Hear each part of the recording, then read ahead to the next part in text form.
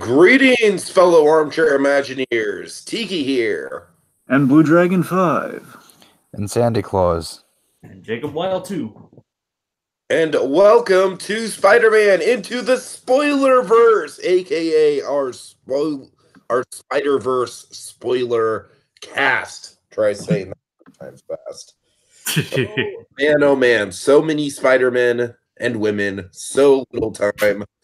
Guys, we're about to break it down, Spider-Man Into the Spider-Verse. Full spoilers ahead. It's been a few weeks since this movie's come out. We've been focused mainly on Christmas stuff. This is actually, I believe, the very first non-Christmas related podcast that we've done on the channel since I got back from my Disney World trip. So that's kind of surreal. And what I wanted to start out with, because my God, I'm just going to say right off the bat, we're going to just go round table to start things out, just to to give our theses on the movie. Guys, I mean, words cannot describe. Like, this movie is just, it's let's just say sorry. Yeah, like every single element of it, the animation, the characters, the writing, the cinematography, the color palette, the designs, the story arcs, I could keep going. Like, this movie is just okay. Basically the simple and cleanest way to sum up my feelings on this movie is when people initially said that Spider-Man Homecoming was the best Spider-Man movie ever made. I was like, well, I can kind of see like how it might the least flaws, and but still, it's like Spider-Man 2. It's like I honestly thought it was crazy that anyone would prefer Homecoming to Spider-Man 2. Now, Spider-Man 2, a lot of people said that I was just kind of blind by nostalgia on Spider-Man 2, and that nothing would ever come along. Like, it would be impossible for any Spider-Man movie, no matter what they do, to topple Spider-Man 2 on my Spider-Man rankings. Well, 1 year later, lo and behold, I can safely say that this movie is, to me, definitively the best Spider-Man movie ever made. Yes, that includes Spider-Man 2. I mean, I'm just in love with this thing, man. I'm in love with the world. I'm in love with the animation style. I'm in love with the character. Yeah, I could keep going. This thing is just, I don't often gush about movies. Dragon knows this. He wished that I felt like half as passionate about Aquaman as I do about this, unfortunately. But yeah, man, this is I think that this legit, like, it'll never happen, but there would be a legit argument to nominate this not just for best animated film, but for best picture. I mean, oh God, this just hit all the. I've seen it in theaters 3 times now, and just every time just keeps getting better and better. Bagel. Can I go next? Sure. Yeah, sure, Jacob. All right. When I was sadly rudely trying to interrupt Tiki earlier. What I was trying to say was, sorry about that, by the way, Tiki. No, you're fine. I'm saying this pretty much lives up to every acronym that Spider-Man, not every acronym, but every verb and noun that Spider-Man's ever had. Amazing, spectacular, marvelous. Pretty much anything that Spider-Man's had attached to him, this movie lives up to the title. Amazing, spectacular, any of that. This movie, it's definitely been a good few years to be a Spider-Man fan. That's for sure. Because in the last 2 years alone, 2000, we got great Spider-Man movies. This year we got a good Spider-Man game. Yeah. And now we've got probably one of not only this Into the Spider-Verse, if without a doubt the best animated movie of the year, in my opinion. You guys know me. I'm a huge Disney Pixar buff, and that stuff. And this movie pretty much blows all the stuff that they did out of the water this year. It's not the best. It's the superhero film of the year, beating out even both the Marvel and the Incredibles. That it beats those. It beats everything they've done this year. This movie is just that good. I've only seen it once, and I'm kind of planning on seeing it again tomorrow. Hopefully, maybe I can get to see it in 3D, but I did see it in Dolby Atmos, which is just as good. I still want to see it at least one more time before it leaves theaters, if not more. Like, I'm not hooked on it. I've already seen it 3 times. But everything about this movie just stinks. What just it hits all the right notes. It's a good movie. It's a good Spider-Man movie. It's a good comic book story. It's just spectacular in every sense of the word. Like the movie, and it looks like a moving 3D comic book, and it even incorporates different visual styles on top of that. I mean, it's a visual feat and a feast for the eyes. Ang Lee's weeping somewhere right now. I tried, but they were better.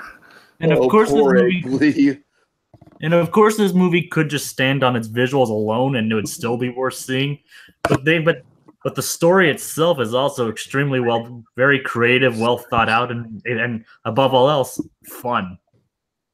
It's definitely it feels like a movie that you definitely usually see kind of during the summer months, but it's almost like in this case, it's like a Christmas present. Usually these kind of years are like where they just like release like the movies just to get them out, but this is definitely a movie that's definitely worth seeing. And at first I was wondering like, okay, it's like okay, all the rave reviews, I'll see how it is. Oh yeah, I can definitely say it's definitely earned those high marks. Definitely, you should. If you haven't seen this movie, you should definitely go do so. Even if you're not a Spider-Man fan, I think you'll find something to enjoy here. And then on the other side of the Ang Lee spectrum, we have Edgar Wright, who's just kind of clapping in approval, like, yes, the groundwork that I laid with Scott Pilgrim, and you ran with it, man. Oh. I'm just gonna kind of piggyback off what Jacob was saying. I personally feel like this is kind of like the beginning of a really great new era for Spider-Man in particular. We've had the questionable years. Of course, you had those really great few years with the Sam Raimi films, and then we had those questionable years with the Mark Webb movies. But this is like this, of course, stands alone from Homecoming or Far From Home. It just stands alone as its own thing, its own universe. It's absolutely incredible. Of course, everyone else has already said how visually stunning it is. But I mean, like Jacob said, even if you're not a Spider-Man fan, I think there's something in here for everyone. Whether it's the story or the characters, even the music. The music is really good in this movie. I've heard, sound. I guess the soundtracks to the Avengers movies or any of the recent Marvel movies in particular haven't been exactly. They haven't lived up to the standards of the Sam Raimi scores, which are iconic.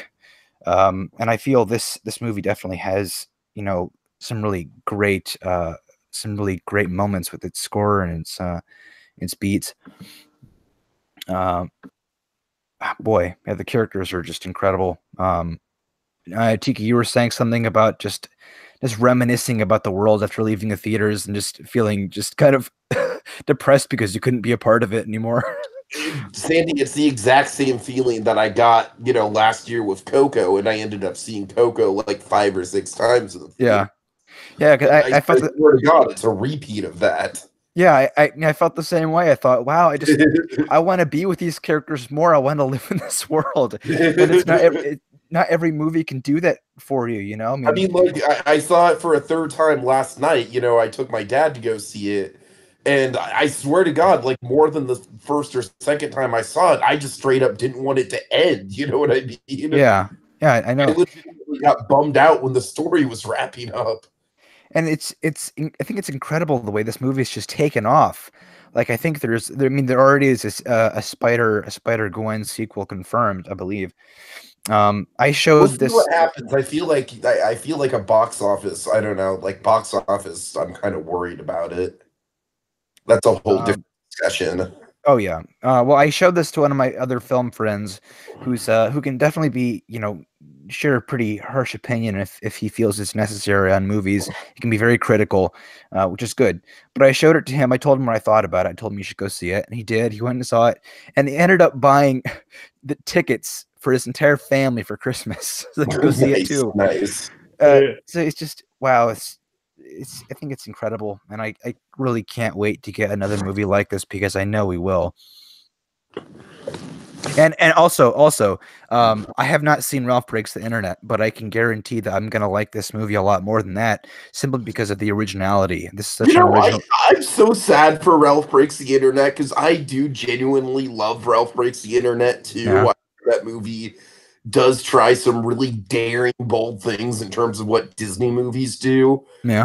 Oh, I mean, it's no contest. Spider-Verse is just like, oh, isn't that cute, Disney? Isn't that cute? Well, this. Yeah, Spider-Verse is just, it's original, it's bizarre, it's really peculiar, but it all just works really, really well, and it knows what it is and knows how to play off everything. It works in every way. Uh-huh. All right. Well, I remember Spider-Verse. Spider-Verse when it was announced. I was hyped about just kind of first and foremost getting an animated Spider-Man movie because, like, oh my god! Not only do we have, just looking at the layout, I was like, okay, we had Homecoming in 2017, then we get another Spider-Man movie, but an animated one the following year, and it's about just animated Spider-Man movie. Then I find out, okay, it's about Miles Morales. I've been looking for, I hear everybody singing the praises of Miles Morales. He was always a fixture of the Ultimate Comics, which I never really got into because, like, it's like one of those stubborn things. Nothing against the Ultimate Comics. I always hear they're great. My friends always recommend them to me. It's just like, when they first came out, I was like, what's wrong with the 616 stuff? Is it not good enough all of a sudden? Why do we need to change things up? Just foolish stubbornness. But my point is, Miles Morales was introduced down the line there. He's always just kind of escaped my purview. But I was always been looking for an excuse to get into it. And then the Ultimate Spider-Man cartoon came around. I was very disappointed because that wasn't at all like the adaptation I was hoping it was going to be. To like, maybe I'll get into Ultimate Spider-Man. And anyway, my point is, Miles Morales. I'm looking for an excuse to get into this character. So when this movie comes around, oh boy, new Spider-Man movie, and Miles Morales is in it. What do you know? Maybe this will kind of ignite the flame. Who knows? And not only that, it's going to be the Spider-Verse. There are going to be multiple Spider-Men in this. I'm familiar with the Spider-Verse. Yeah.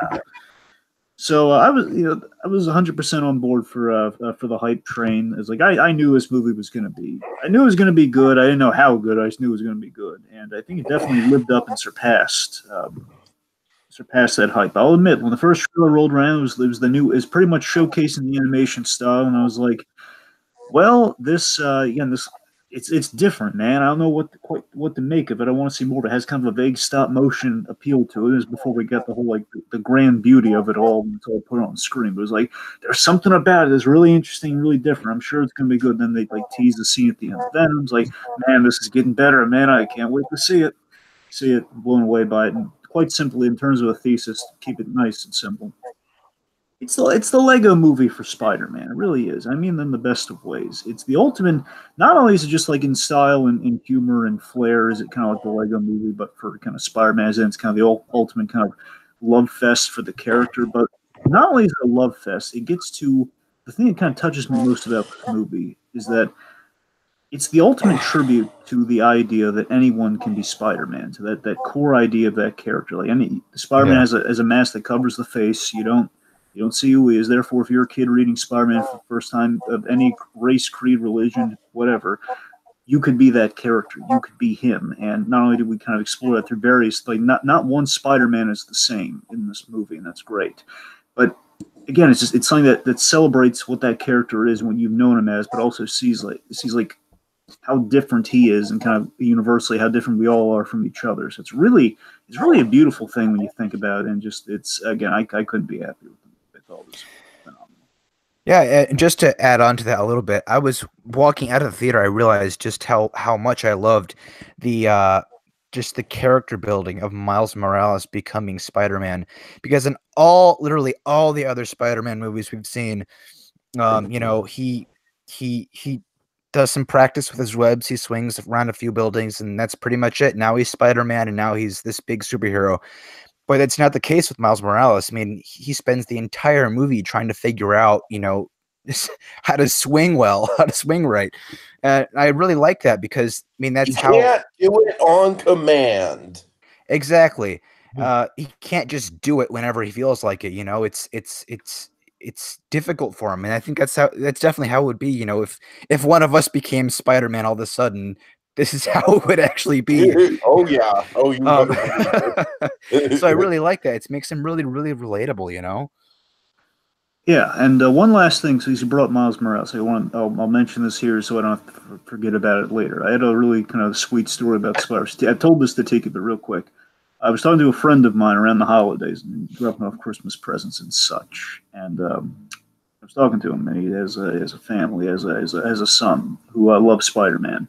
I knew he's in basically. I knew he was into Batman superheroes and stuff. Anyway, he was getting into Marvel at this point. Anyway, so I find out he was really into Spider-Man, and my friend tells me that his son has really gotten into Spider-Man of late just by sheer coincidence. He's been getting into Spider-Man because of one of the animated shows, not Ultimate Spider-Man, but the new Marvel Spider-Man, where they're trying to make him young like the Tom Holland Spider-Man. Basically, it's, again, not the best animated show, but that's notwithstanding. My point is, Miles Morales is in that show. They introduce him in that new Spider-Man cartoon. So the kid has seen Miles Morales, and the kid is so enamored by Spider-Man having this friend who I'm going to assume that maybe he suits up as Spider-Man in the show. It's a guess. I don't watch it, but I watched the first couple episodes. It just really didn't land with me at all. But anyway, the point is, Miles Morales is in that show, and my friend tells me again he hasn't seen Spider-Verse at the point of this when I saw him like a little bit before Christmas. He hadn't seen it yet. The movie had just come out. I saw it, and it was like the day or two after the movie. So he's getting ready to see it with his son. I guess like on the weekend or so. Basically after the holidays, I guess maybe after the holidays or maybe a day or after. I talked to him. The point is, he told me his son has an imaginary friend, and it is Miles Morales, and that warmed my heart so much. And this is his kid's like going out of his mind to see the Spider-Verse movie because he's just so excited, and again, love for that character. And again, even though I before this movie I had no real connection to Miles Morales, it just kind of elated me so that again, like this movie, whether again, which kind of set up for later on when we get to kind of the future of what this could, the future implications, what this could all mean. Financially, whether it's doing well, and I know in the hearts and minds of of fans and the kids who are, this is going to be their first introduction to Spider-Man, or at least what Spider-Man can be and what he means to everybody. That's really sweet, man. I really think that's just something really, really delightful and positive this movie's kind of put into the world, and again into that Miles Morales character. Just really touches me deep down. I loved it. Yeah. Yeah. All right. Okay, so how well can you sum up the plot, Dragon? Okay. All right. So Miles Morales is going to boarding school, and he faces a difficult transition. One night he's venting to his uncle. One night while he's venting to his uncle, airing out his troubles, Miles is bitten by a radioactive spider. Original, I know, but he's bitten by a radioactive spider. He returns to the subway after a day of craziness, trying to figure out what's happened to him. He returns to the subway to tell his uncle about his new spider powers, and he just walks into the middle of an epic battle of Spider-Man versus the Kingpin, the Green Goblin, and so on, which leads to spoiler warning here, folks. From this point forward, all spoilers, hence the spoiler verse of it all. Spider-Man dies. Spider-Man, Miles Morales has walked into the death of Spider-Man. They pulled a Bluth. Pretty much. So Spider-Man dies, and in his dying breath, he makes Miles Morales vow to save New York from the Kingpin's particle accelerator, which needs basically needs to be shut down before it kind of destroys all reality and so on and so forth. It's up to Miles to fix a USB drive that he needs to shut it all down that he broke by accident. Unbeknownst to Miles, Spider-Man's interference in the particle accelerator before he died caused an opening of multiple Spider-Verses to converge, and basically Spider-Man from various Spider-Verses from various dimensions have been brought to Miles' universe from that altercation. So basically, we have multiple Spider-Men in Spider-Man's universe, including Peter B. Parker, who teaches Miles kind of no good Mr. Miyagi, basically a kind of a lame-o Mr. Miyagi style. Like, what if Mr. Miyagi was no good at, just to quote the filmmakers and what they're going for there. Basically, Peter B. Parker teaches Miles while working through his own problems how to be Spider-Man. Later, they're joined by Spider-Gwen, Spider-Man Noir, Penny Parker, and Spider-Ham. They all work together to shut the Kingpin's plan down and return to their own universes before they all glitch out of existence, Back to the Future style. Just more kind of more Wreck-It Ralph / Back to the Future style, I guess. In doing so, Miles suffers a personal tragedy, and in doing so, classic Spider-Man style, he suffers a personal tragedy, finds himself, and takes his place as the new Spider-Man of his universe. And that's the movie. All right, so let's start with Miles Morales. Of course, we already talked through the widespread appeal of what.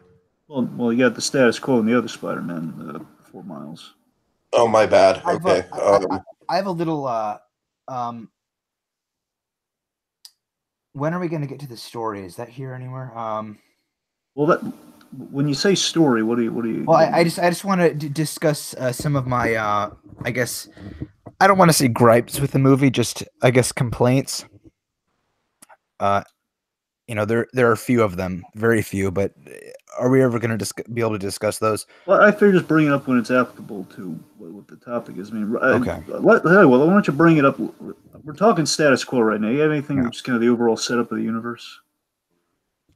Not necessarily. I guess we can go on for now.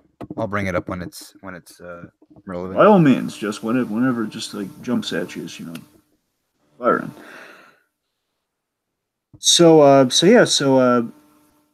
I love how this movie opens. Let's talk about the opening of the movie for a bit here with the status quo. Man, we open with the Comics Code Authority, isn't that awesome?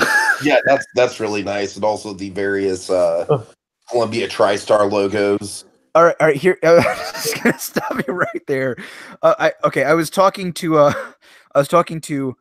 the girl that was giving me my ticket and my popcorn, and she saw the movie, and she mentioned all the flashing lights, and this isn't really a gripe on my part, but I think anyone who could get physically triggered by something like that and have spaz attacks, if you know what I mean, potential epilepsy or just kind of seizures from many seizures, things like that. Have you guys thought about that at all? I mean, there's a lot. I think my theater had a warning posted. Yeah, after Incredibles 2, I think that's been going around a lot this year because of the all the screensaver stuff kind of caused all the hubbub about the. At least I think there are too many flashing lights in the opening sequence. Just that's my opinion. There's a lot of just. What's up, Jacob? At least this one has more colors. Yeah. Not literally hypnotic. Instead of just black and white flashing, at least it has multiple colors to it. Yeah. Well, just to speak to that, I feel I didn't pick up on that at the start, but I do feel that I think some people are having like kind of like a 3D thing with the movie when it's not in 3D, where again like basically the visual effect. If you're not dialed into it, it can kind of wear on you. I feel like you're looking at it just kind of. I don't know. I think I've heard some people say that. I had a bit of a frames and stuff like that. The frame rate thing, maybe. I don't think it's a problem. It's just something that I've heard that from a few people. The Incredibles, I really didn't experience that problem with this movie. Right. So I love so let's talk about the Chris Pine Spider-Man here. Kind of some people look in the semantics of which Spider-Mans which out of our couple main Peter Parker Spider-Man we have in here. And of course, the point of the movie is if you're not happy with it, you can have your own personal Peter Parker. Like for all you know, the MCU Peter Parker is the one that actually it's in another version. There's another section of the Spider-Verse.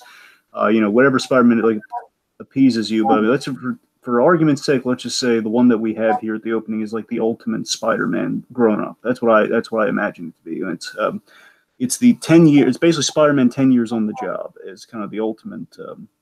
Basically, the 25-year-old Spider-Man we have at the start of this movie. That's kind of similar to the new game. Essentially, yes. Yeah, I think we're right on the money with that. It's pretty much kind of a successful grown-up Spider-Man. You know, he's seasoned, he's responsible. He's basically both of our Spider-Man in an interesting way here. They feel very JMS Spider-Man, basically kind of the adult Spider-Man who's like on the brink of becoming a teacher, all that stuff. Which Spider-Man we rarely see these days. It's always kind of fun to see kind of the older, again, the seasoned, responsible Spider-Man. So I love at the beginning we see Spider-Man saturated in the culture. You know, he's a public icon. You know, he has Christmas and the whole albums. kind of like Warhol like pop art quality to the movie I felt was really compelling just all the way through. Yeah. By the way, have you guys noticed that Sony actually released the Spider-Man Christmas album? Yes, I know. did. I heard about that. I haven't listened to it, but I heard they did. Yeah. Oh boy! And it's Chris Pine singing, from what I heard. All those songs. Oh, yeah. Are Chris Pine. No, not all the songs. We have I have a degree in chemistry. who plays Miles. There's one. I think Chris Pine is on most of them. I know there's one from Jake Johnson. Right. Well, that would make sense. You have multiple Spider-Man. Maybe it's not. Yeah. I have a degree in chemistry. Oh God, it's so funny. But yeah, I mean, I seriously love how this movie ends with kind of Spider-Man. We have this running gag where basically each Spider-Man is kind of does like the narration, kind of the summation of the origin, kind of where they are in their Spider-Man careers, and it's kind of a great device that's used throughout the movie. And again, sets the tone because honestly, I would follow a movie just about this Spider-Man because like this is Spider-Man like I grew up with, and again, kind of like the whole. Again, this is the Spider-Man kind of like the '90s Spider-Man in a way. It's like you know he's older, he's not in high school, but but again he's like the one you can. It's the mentor Spider-Man. It's kind of what we have here. You're gonna have like the kind of the myth, kind of the folk hero Spider-Man. It's like that's like the coconut smile Spider-Man. That's pretty much what he is. You know, he has cereal. He's got a serviceable, a slightly serviceable popsicle. Yeah. And my favorite element, the Spider-Man comics that are in this universe. And I had a nitpick when I first watched it, but then I heard this. There was a non-issue because Peter Parker, like a Peter Parker looking guy is in the comics and I was saying, wait a minute, that doesn't track. But here's the thing. I heard if you look close, they gave him a fake name. So it's like Billy something or others. Like Bill, it's like it's BB for the initials. And the idea is like they took kind of like the arc, like kind of an archetype of like the nerdy guy that he would describe himself as, and just kind of reading. So it's perfect. When you think about it, it's just the perfect way to get the comics in the movie. And I love that. You know, that confused me at first because I thought that there wasn't a Spider-Man in this universe because obviously there's all the comics and everything. But then Spider-Man was introducing himself as being in the universe, and we see him later fighting Goblin. And I just got really confused until I realized that, okay, the comics are based off this real, actual icon in this world.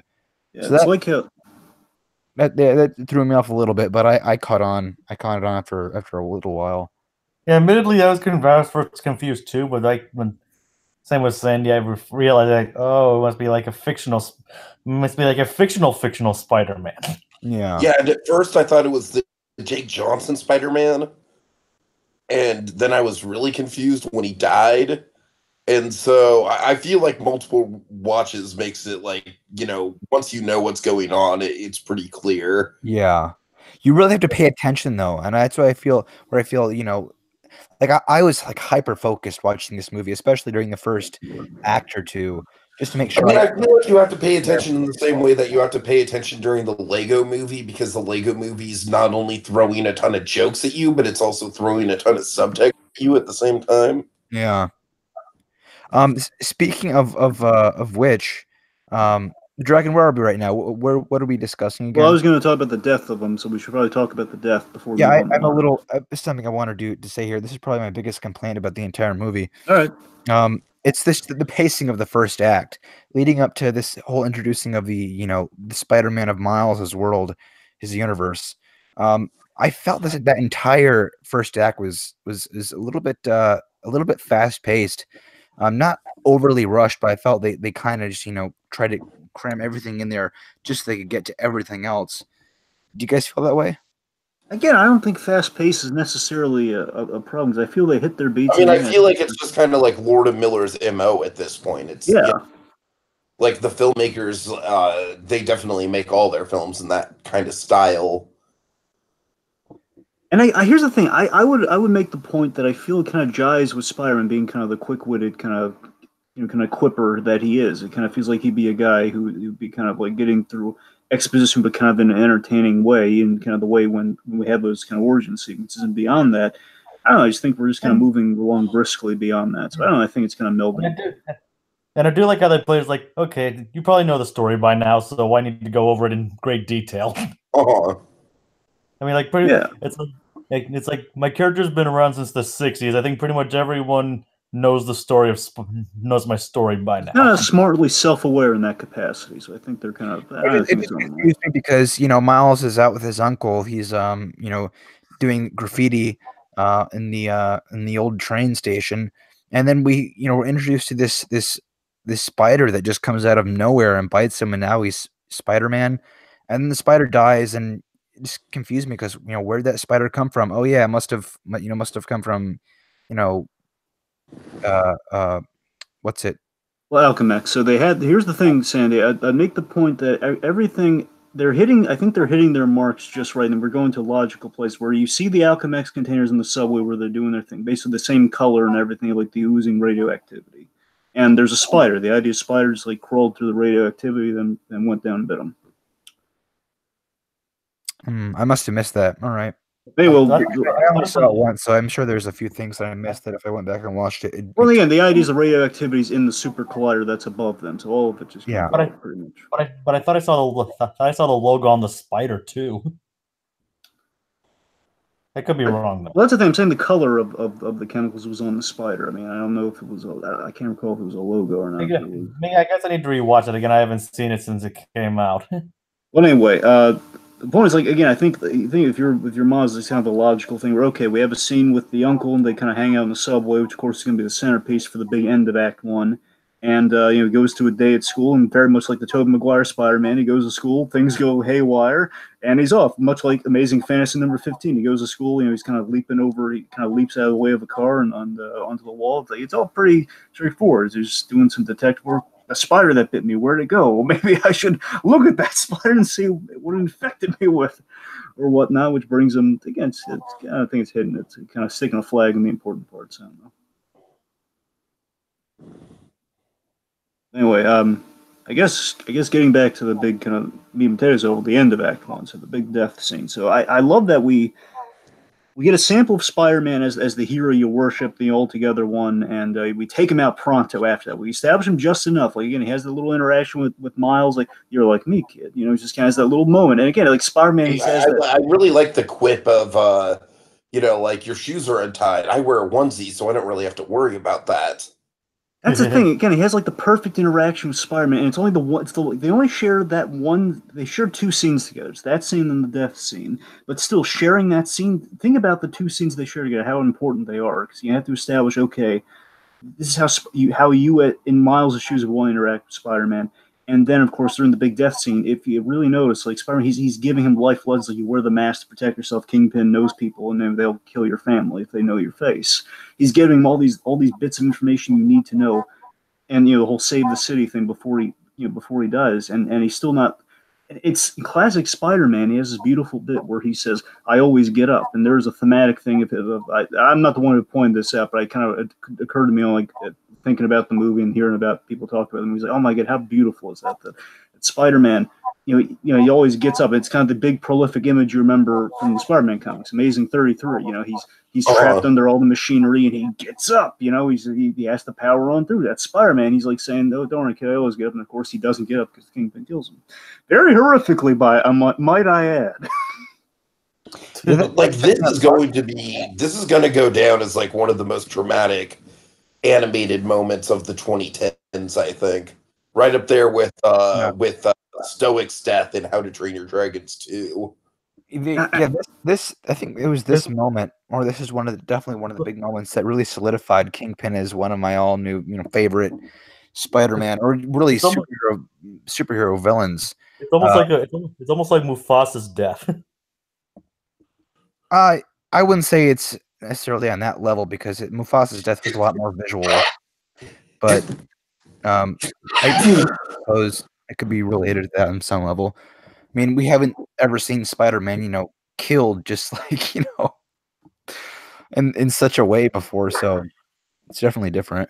I gotta tell you, it's a lot better than how they killed us. See, here's the thing: going in the movie, I had an idea that they were gonna kill him off. Then Venom kind of confirmed this, but the whole tombstone that said Peter Parker and then the after credits, like, okay, yeah, they're definitely going to the route of killing Spider-Man.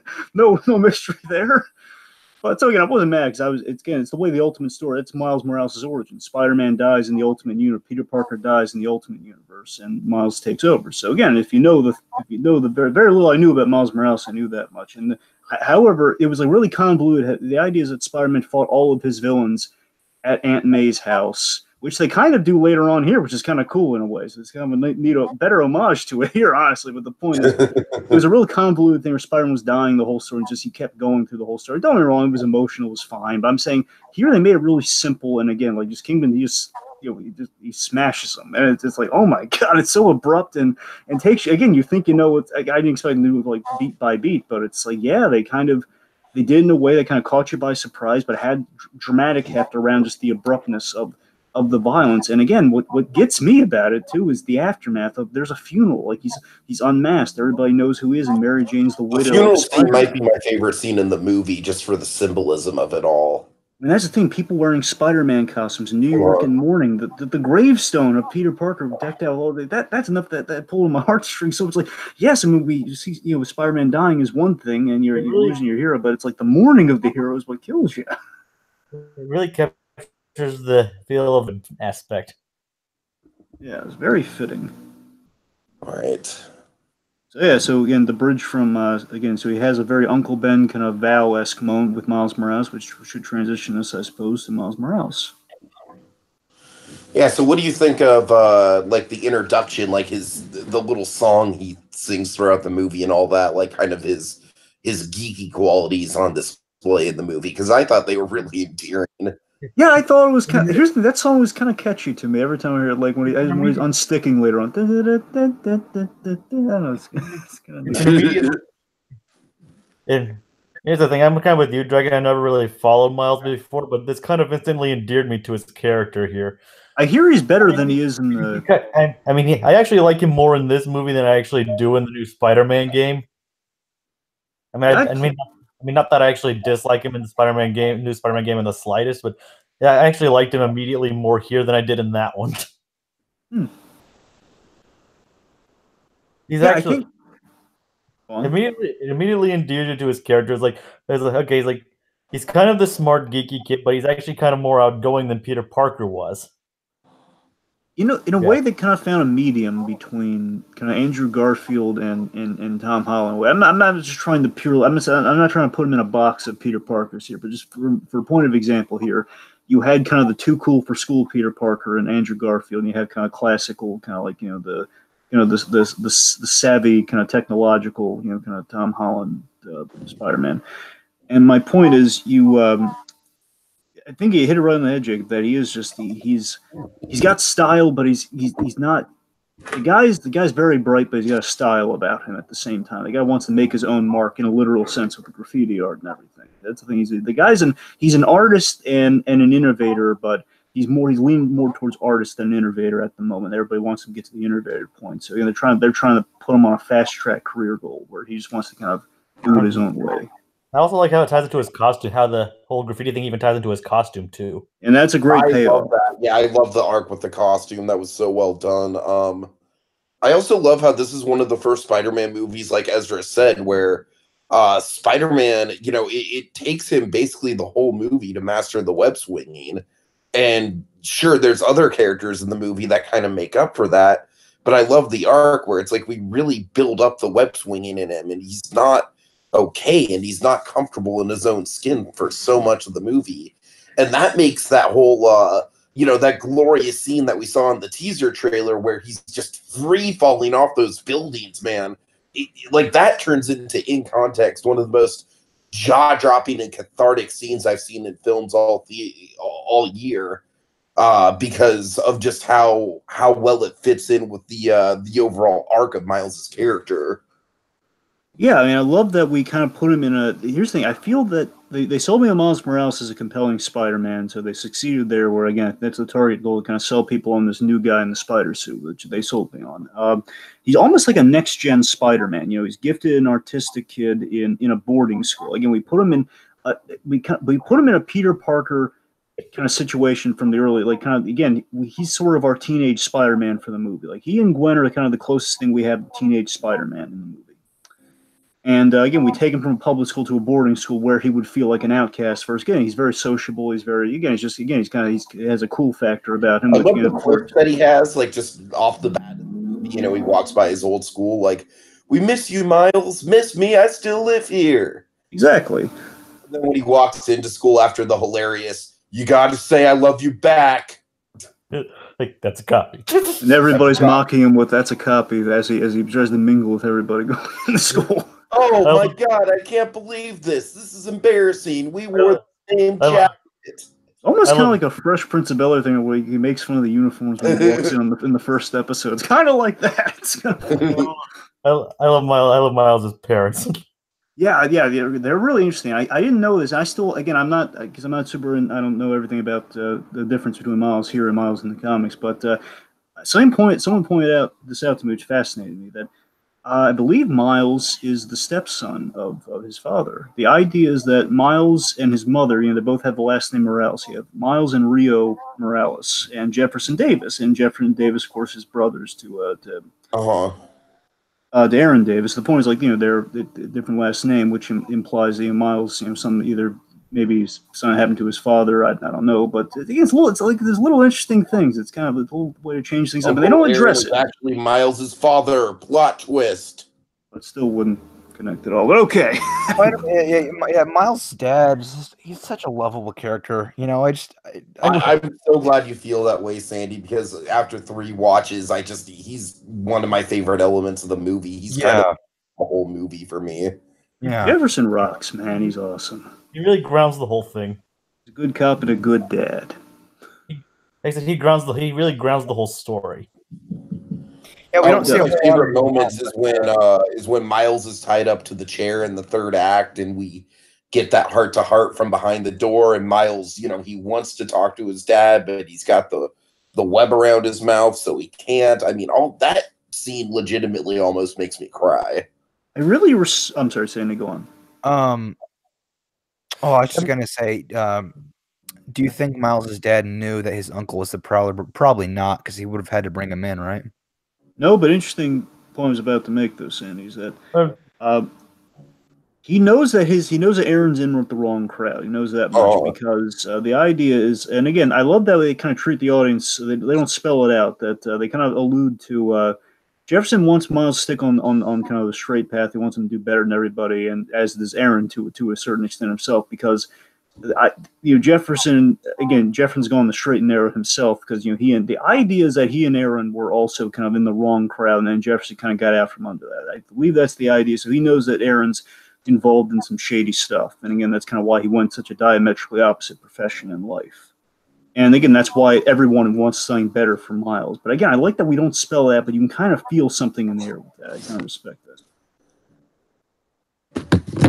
Yeah, and then, man, can we talk about Uncle Aaron? Because, Jesus, what an effective role. One great actor, Mahershala Ali, just, again, impressing everybody this year. He was really good in Green Book, and, of course, Cottonmouth from Luke Cage. Just can't get enough of him. He's wonderful.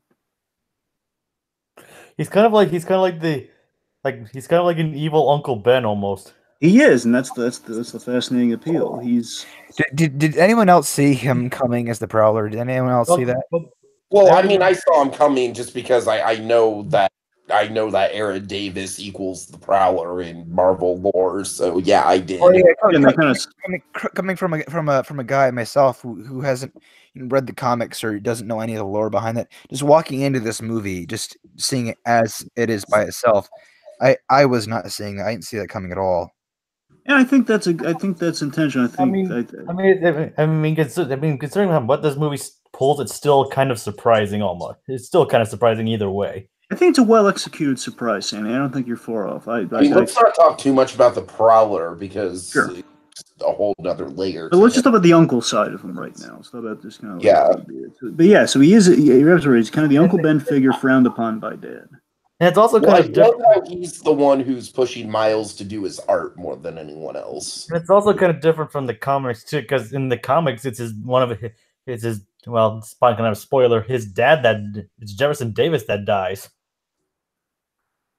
Not in he also dies, which is what prompts him to become Spider-Man. True. Where obviously here, Davis actually survives. I was like, oh no, due to this heart-to-heart, Jefferson Davis is automatically going to die, and he's not going to be able to make up with Miles and all that. But no, thankfully they averted that. Speaking of which, I'm sorry that we're jumping around a little bit, but I fucking love the interaction between Davis and Spider-Man at the end of the movie. Officer, I love you. Yeah, I look forward to working with you.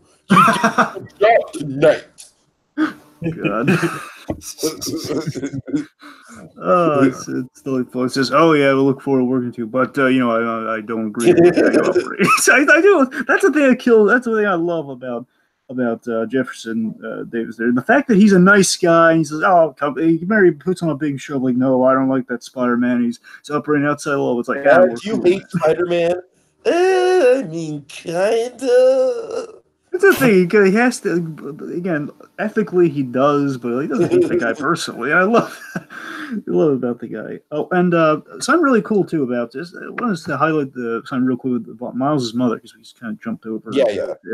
Miles' mother is she's cool. And if we ever do a sequel, I'd like to explore a little bit more of her because I think I think what they set up here is that she's a nurse in her day job. I mean, I don't know a lot about. Rio Morales, but I know that she's basically the idea is that Miles is a Hispanic, I believe, is Puerto Rican. His mother is Puerto Rican in the comics, and I believe that's what they bring here too. So again, like there's kind of a Hispanic side to him, and also I'm just reading into this. If she is a nurse, you kind of have like kind of the nurturing you have kind of the nurturing people and kind of the drive to help others kind of aspect that kind of comes from his mother as well as his father as a police officer. So, I like that the kid comes from good stock is what I'm saying, and I like that. Yeah. So anyway, back to the opposite, back to Aaron Davis here. It's kind of the uncle side of him. You're right, Tiki. He's embracing like a fun uncle. He's embracing Miles' creative side and less pressure to move forward. Everybody's like telling Miles, you got to move forward. You got to basically move out of the house. You got, again, as a kid, you got to move out of the house and go to this prep school and everything. Just give it a shot. And Aaron's kind of saying, why don't you enjoy your youth? Have fun doing what you're good at right now. And you could read it in a negative way of like, okay, this is the doing this will lead you down a life of crime, like Aaron with with the Prowler and everything. Or again, maybe he's not in the wrong. Maybe he's just kind of a laid back guy. It's like he wants him to remain good and be on a better path. So again, he's not always lobbying, like just be relaxed. Don't worry about the future. It's like worry about the future, but enjoy life while you're having it right now.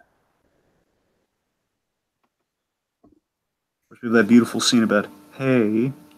I love how much that comes back in the movie. Guys. Hey. Hey. Hey. Right. Okay. I think that's about it for Miles, right? For Aaron, yeah. Oh, except for all the Miles. Yeah, sorry, yeah. Hey. Oh wait, one last thing about Miles Envelopes. Overall in the origin. So again, origin is on the money about the whole death of Spider-Man thing. I already talked about that, but yeah, as we mentioned, just to kind of recap it, he gets a great grasp on his powers through the course of the movie. It's like another school-like hurdle in his personal life, being Spider-Man, just trying to get a grasp on that and his powers. And remember, Miles has 2 additional powers than Spider-Man has, which are awfully tricky. He has the cloaking, he has the camouflage ability, and he has the. Here's the thing: it's called Venom Punch, or it's called Venom, but the Venom is the electric shock. In case anyone's curious, they nicknamed it Venom or something. It's like how Spider-Man's Venom response is like an electrical shock that Miles can produce naturally, hence the whole "hey" payoff of it all. And of course, like Spider-Man, he kind of gets justice on the killer of not only Spider-Man but his uncle as well. So again, really Great stuff there. So in the film, it's Miles Morales driven. You root for him. He earns the spider suit by the end, which again, as Jacob said very well, it's a great visual symbol of who he is as a person on the Spider-Man costume, making it his own very literally. He literally saved the universe. Not importantly, not because he was Spider-Man, but because he wanted to protect his family and the people of New York, the people of Brooklyn specifically. He didn't just save his universe; he saved the entire multiverse. Which again, even you're right, it's more impressive. That's the thing I love. But again, I love that he wasn't doing it because Spider-Man does these things. Not like the superhero has to save all the universes. No, he just saved because he's focusing on saving the people and his own.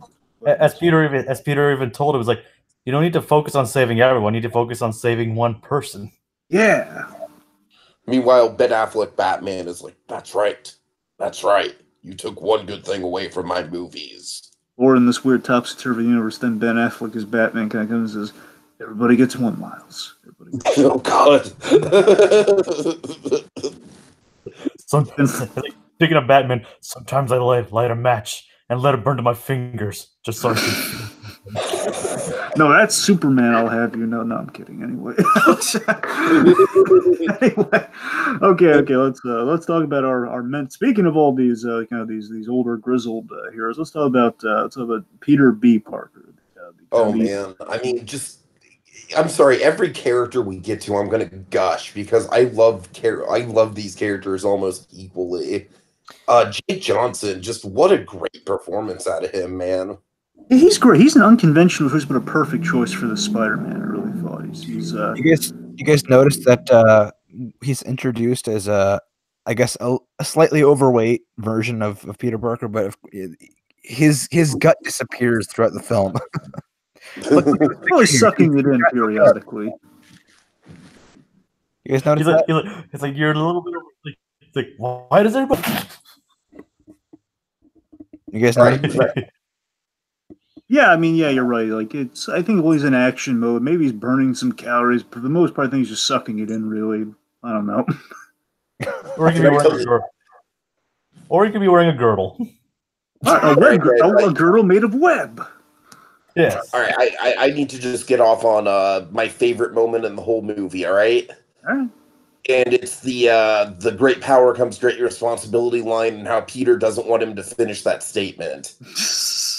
It's no joke to me, man. It's no joke to me. It's like, how I feel about I feel like it's flat out disrespectful to the character that Uncle Ben was not brought up once in Homecoming.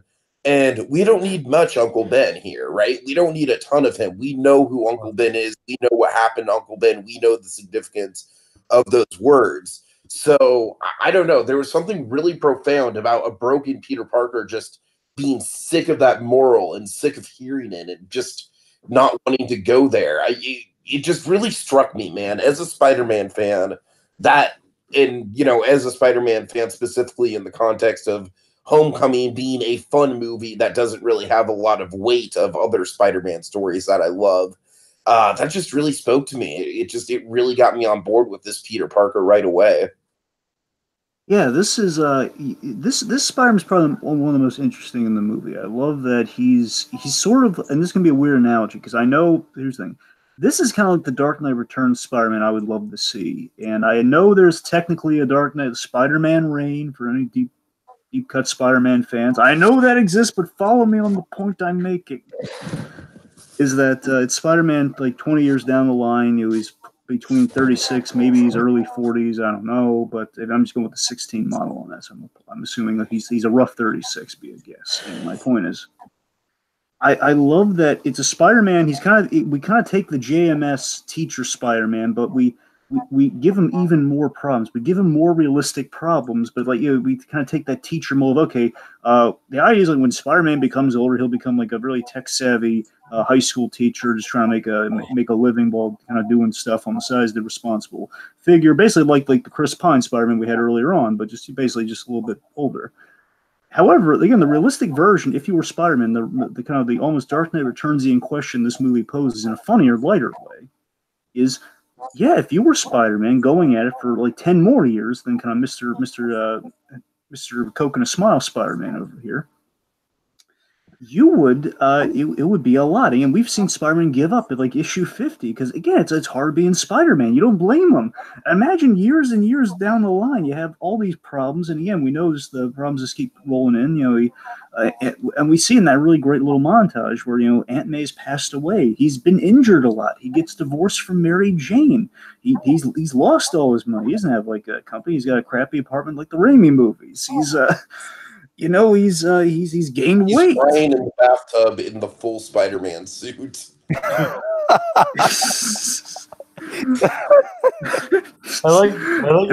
took it like a champ. I really like how this movie makes him both tragic and hilarious at the exact same time. I know, and that's the balance that's so reflective of what's great about Spider-Man. Again, Spider-Man usually takes it like a champ, and he's still, again, it's still funny, but at the same token, there is a sadness there. Like, oh man, what happened? Or Spider-Man, the guy just... Yeah? Sorry, go ahead. The guy just does so much good, and Spider-Man classically as a character, it's like a Greek tragedy, but kind of an ongoing one where he keeps failing. In life he keeps failing, but he keeps doing so much good. Do you guys like to think that that this might have been what happened after Spider-Man 3? Yes. They even reference that. They even reference the dance. He says, like, we don't talk about that. Yeah, it's funny, I would have been on board for it if they went the way of if they had gotten some people wonder if they gotten Tobey. Some people speculate they offered to Tobey Maguire, he turned them down, therefore didn't go that route. So it's unclear whether that the direct intention was to do the we do him as the Tobey Maguire Spider-Man and kind of make fun of all the Spider-Man 3 stuff and everything. But I don't know. It's again, that's kind of the vagaries of. Honestly, I think if they went with the whole making fun of Spider-Man 3 route, it would have been too easy. Yeah, that's broader though. Again, it's like not taking the easy way out with it. I mean, that one dancing jab is just enough. I think people know that, people reference it. I mean, that's about enough. Exactly. Yeah, I think it's enough too. Yeah, I would have been fun to see his whole character basically be a big playoff Spider-Man 3, but I think it would have been a little bit too much. Plus, if they make a sequel to this, that would be a really great segue into introducing the actual, Tobey Maguire Spider-Man, or Spider-Man voiced by Tobey Maguire. Plus, this movie doesn't really. Plus, if it was more tying into the Raimi movies, it would have to you'd have to actually see those movies to understand what's going on. Whereas most people just know the dancing meme because it's a meme. Yeah. Well, just two things. Not to take away from any points. Just it's funny. All the Raimi references were with the Chris Pine Spider-Man. It's kind of funny when you think about it. But again, the idea is this guy probably started off as Chris Pine, then things went south for him in the other 10 years. But it might. Speaking about the Raimi movies brings up a point I had, which I should have probably brought up a little sooner. It's not a complaint or anything, but what do you guys think of the Goblin in Spider-Verse here? He kind of reminds me of the Ultimate Goblin. That's kind of how he looked in the Ultimate Comics. The huge monstrous hulking goblin is kind of seen in the comic. Yeah, I never saw it. I mean, I noticed right away. Of course, he's massive and he looks just not human at all. He's got no glider. I was kind of confused what was up with that. If he maybe took some kind of if it maybe overdosed and became just. I like how Spider-Man keeps calling him Norman. That was a touch. I like that. It's like he's trying to reach the man inside the monster, as always. Sure. That's kind of it's kind of like that is the design from the comics, though. I mean, it's probably a bit more massive and monstrous, but it's the same general idea as the Ultimate one. Yeah. Not just the guy in the costume, but a full-fledged transfer, kind of like a more monstrous Hulk. Okay. I'm telling you guys, I really want a classic comic book Green Goblin. Me too. They could have done that. I guess I just wanted to go for I just wanted to go make him feel look more like he's in danger more instead of just here's some pumpkin bombs. Here's a raw. Yeah, plus Goblin in this movie, he dies. He literally just dies. I mean, I think they should have kept Goblin and scrapped Scorpion because who really remembers Scorpion? Maybe we should put a pin in the villain talk for a moment here. We'll circle back to that. That's all excellent points. We'll get over that. But back on Spider-Man with the Raimi point though. I love that they didn't go the Raimi route, the movie route, because we had the homage, like little quick references to it, because it would have been a little too easy. Because it's kind of they kind of want the more like we're going to stick to kind of Spider-Man from the books, and again the whole kind of comic book look here. But again, like there's enough of the movies in there you kind of feel and you recognize it. But if you don't, like no, you don't lose anything. So it's kind of made a good balance there. This movie's pretty much the perfect amalgamation of everything Spider-Man ever made. Precisely. So again, as the mentor, as the kind of the teacher figure here, Peter Parker, I love that this is a Spider-Man who's also in need of mentoring. By he needs to not only mentor Miles Morales, but he needs this to kind of get him back into the swing of things himself personally in his own life. He's got regret over his life, but again, at his core, I love that. As Tiki said, again, like.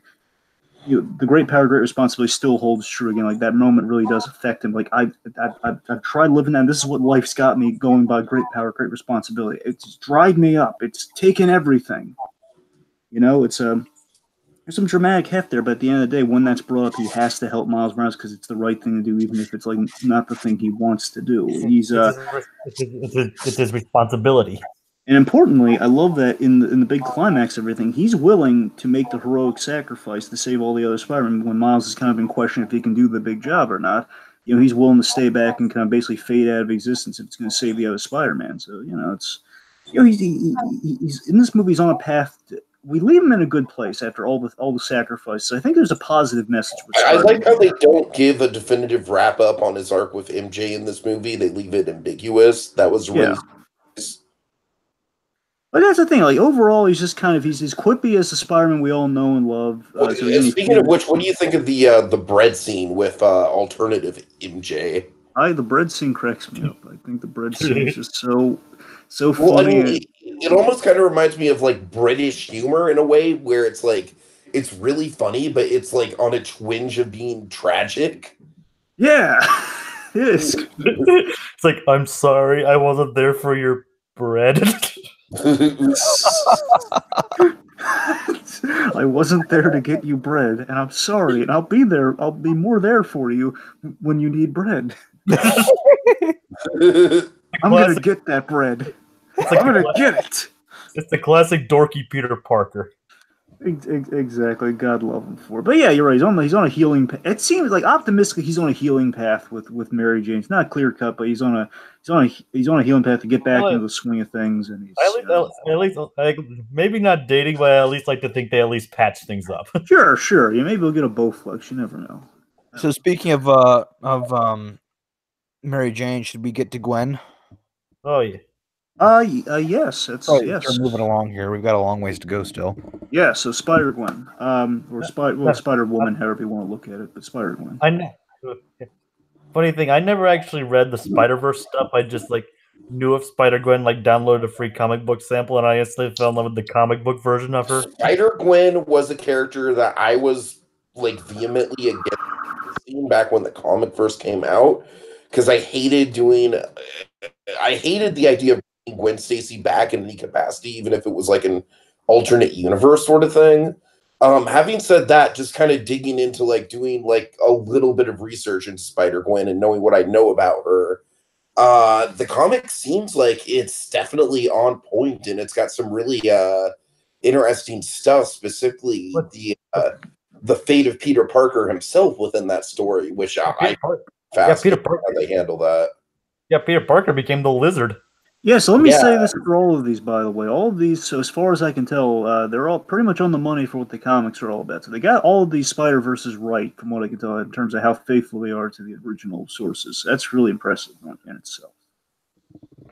Several personality changes, but mostly the backstories remain the same. Sure. But again, with some characters, it was kind of an improvement. With others, it was but anybody, yes. But you're right. But on the whole, I mean, at least canonically, I think they're all, especially Spider-Gwen, I think is the most canonically accurate out of all.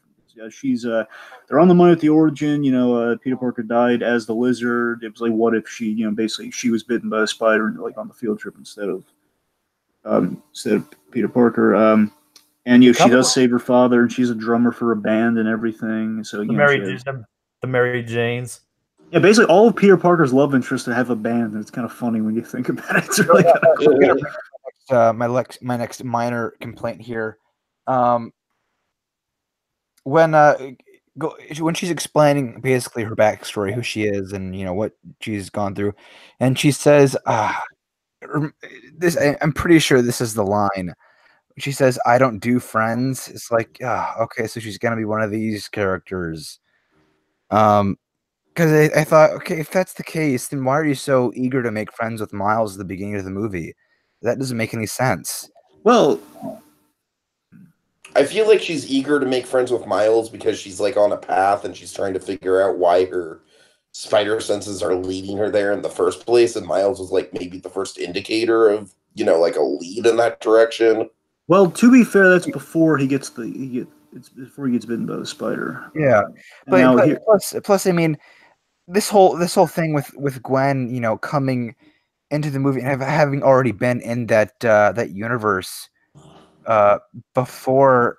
We could talk about that, Sandy, because I feel like that is one of the messiest plot threads in the movie, and I kind of how is she there? How did she get there before the Chris Pine Spider-Man ends up getting into the whatchamacallit machine? well, Sandy, I completely agree with you. Honestly, like I said, I feel like it's one of those things where the rest of the movie surrounding it is so good that it's like I just kind of wanted to give it a free pass. Kind of like the Pixar things, like as long as it fits the story, who cares? No, exactly. I'm not going to give it a free pass. I want to know how this works because it needs some explanation. She's one of the biggest characters in the movie. She's arguably the second biggest character in the movie. I want to know how this works. Okay, well, I'll meet you in the middle here. Here's the thing. So in regards to logic, Billy, I need a second to confirm it, but I need to be reminded if she, in that classroom scene, that was before Miles is bitten by the spider. Because if that's the case, it was. Yes, it is. Okay. So that being the case, there's one line that suggests the potential fix for this. Saying you might be right that there was like that is basically the main plot hole in the movie. The idea is like they might have tested the super collider, but the real question is why would it be Spider-Man locked on his DNA before he gets in the super collider? So that's the plot hole in itself. But I believe they had a line where she said she arrived 2 weeks early, so there's a chance there might have been a bit of like a time-space continuum thing. That's the only line I could give it a pass with. But again, that's basically it's like the only it's a logical. But I think that's the only.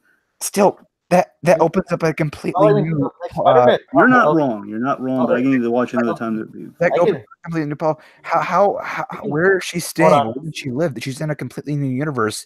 Well, it's a boarding. She has a dorm, Sandy. She's added herself to the names. Yeah, but how you can't just go to another universe and just enlist yourself in a school and just automatically get a place to live in a school to go to. She's not that I have experience, but guys, Jacob's trying to say something. Let Jacob talk.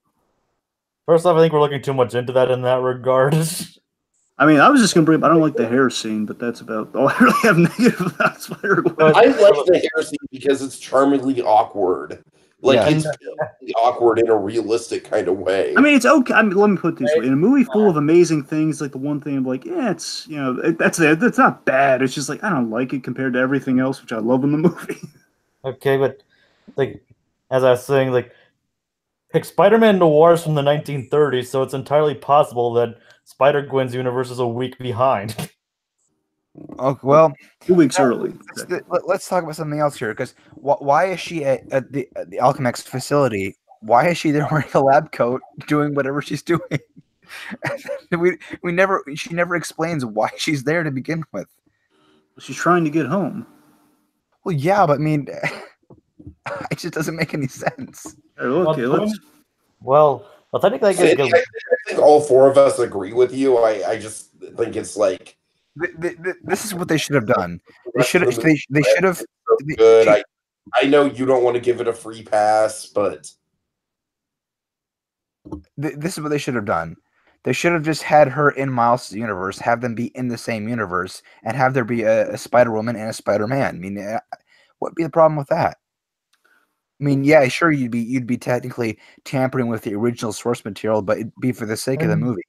And then Well, it a Spider Woman's kind of having like another Spider entity in the world where it's going to be all like the universally one Spider-Man per universe. You're kind of messing with the DNA in that one. Ugh. I mean, you want to talk about messing with DNA? This whole plot hole stuff with her just makes absolutely no sense. Anyway, so let's. Okay, anyway, but speaking of her introduction, aside from the time-space continuum and plot holes and everything, aside from that, I do like it. Kind of reminds me of Emma Stone a little bit. Really, she's introduced and she has that chemistry with Miles, and that's quite nice. And of all the Spider, I mean, I think she's probably the most competent and kind of the most experienced kind of young Spider-Man kind of Spider figure within the group. Like again, she's teen Spider, like she's the more seasoned teen Spider-Man versus Miles, who's the newbie. It's like Miles like origin teen Spider-Man. I mean, in a way, I almost feel like she's mentoring Peter B. Parker in this movie. Yes, but I gotta be honest, she didn't do as much as I thought she was going to, given the trailers, But again, that's fine. I'm just kind of noticed. I don't think she does mentor him a little bit, but I think she's more of like, yeah, man, she's and Peter B. Parker's definitely gotten a little rusty versus how proficient Spider-Gwen is at everything. Yeah. It's like it's not necessarily like she mentors it, but she kind of like they all kind of inspire him. Yeah. All right, so let's talk about my favorite. Gotta speed it up because we've been going on for like almost an hour and we're not even close to halfway through yet. So all right, so okay, I'll make this quick. Spider-Man Noir. God, I love Spider-Man Noir. Spider-Man Noir is like the Lego Batman of this movie, and I really hope he's the one that gets a spin-off. Sometimes I burn a match and burn to my fingertips, just so I could feel something. I don't think any three of us, out of Tiki, myself, and Jacob, walked out of that theater thinking that Spider-Man Noir wasn't you. Yeah, I got to admit, Greg, and I got to admit, Spider-Man Noir did have, from his design to his vocal delivery to the black and white aesthetic, kind of the Batman of it all. It did kind of remind me of like your dream Spider-Man. Plus he's the only character whose face is never revealed. Okay, look, this was just like a conversation when all three got out of the movie. Like, you talk to each other. Back and you say, "Man, did you know Spider-Man Noir looked a lot like?" I mean, to tell you the truth, Trey, again, yes, that is exactly what happened. Anyway, flattering you too much, though. Honestly, that wasn't the first thought that crossed my head, but they brought it up, and I kind of agreed with them. Okay, anyway, talking about Spider-Man Noir, actually. I love Nick Cage here. He nailed it. I love that Nick Cage is like he's just sheer comedic relief, and yet at the same time he's got a ton of empathy for these characters. He's just kind of off in the corner, like poor little fella. Or I love the moment when he comforts Penny after the robot dies, just like you okay? Yeah. It's like, and then when he says goodbye, he's genuinely like, I love you all. And it's, I don't know, there's just something about just that kind of comic relief character that you didn't expect to have. What color as he does. What color is this? Is this purple? Plus, I think half be like maybe like a quarter or a couple quarter half the character, the humor in it. It's just knowing that that's Nick Cage behind the mask. It's just this is technically the second animated superhero he's played this year. Yes, I will say far better utilization of Nick Cage than Teen Titans Go was. Oh, that's right, Teen Titans Go. Okay. All right, so let me tell you. So again, Spider-Man Noir. Out of all the Spider-Man in the Spider-Verse, I was most familiar with Spider-Man Noir, and I did love it. It was my favorite going into the movies. I was the one. I was really in anticipation to see it of all the extra Spider-Man, even more than Spider-Man. It's like, oh boy, Spider-Man Noir. It's so cool. It's good, and Nick Cage is playing. It's gonna be even better. But he was in the end. He was still my favorite of the bunch. And Spider-Man, it's Nick Cage doing like kind of a 30s detective, very noir movie inspired, again, very kind of Marlowe-esque, kind of again every way, shape, or form. I like to drink hard liquor and punch Nazis. Well, milkshakes in this case, something like drinking like more. I think he mentioned that he inspired his voice by Humphrey Bogart. Yeah, it's kind of modeled after a lot of the There's also a little bit of James Cagney in there. There's a bit of James Cagney and there's someone else I'm blanking on right now. Cagney, Bogart. I'm blanking on the yes. I'd be remiss if I didn't mention my favorite line from Spider-Noir, which might be the most quotable line in the whole movie for me. We don't pick the ballrooms, we just dance. Great.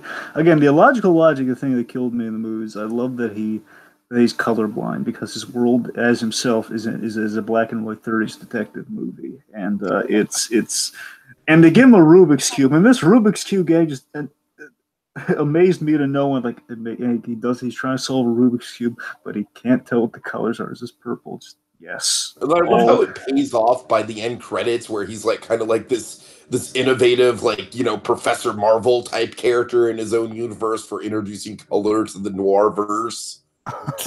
But to speak to the element of character you were referring to earlier, Tiki, I love that he speaks his observational mind. He's like a detective with an outer monologue. He just kind of speaks what the room's not saying politely. He's just saying, "The kid's just looking at us over there." It works. It all works great. He's fought Nazis. He's an unaware fish. I think he can hear me. I think he can hear us whispering. Yeah, he's an unaware fish out of water in every way, and he's great design-wise. It's perfect. I love everything about Spider-Man Noir. And basically, they gave him a little bit more personality than he has in the comics. He's just more grim, and again, he's like, what if he didn't have a sense of fun, like just no irony whatsoever about him? It's just like here they play him a little more fun than he is. The point is, either way, it makes me want to see more of him. So Spider-Man Noir is a really great example of just why these characters are so great, because each of them is they're so bizarrely different. I mean, just there's a spider pig. I mean, grief. It's Spider Ham. But yes, but they all have so much character, and they're all so lovable. It just works so well. I mean, I'm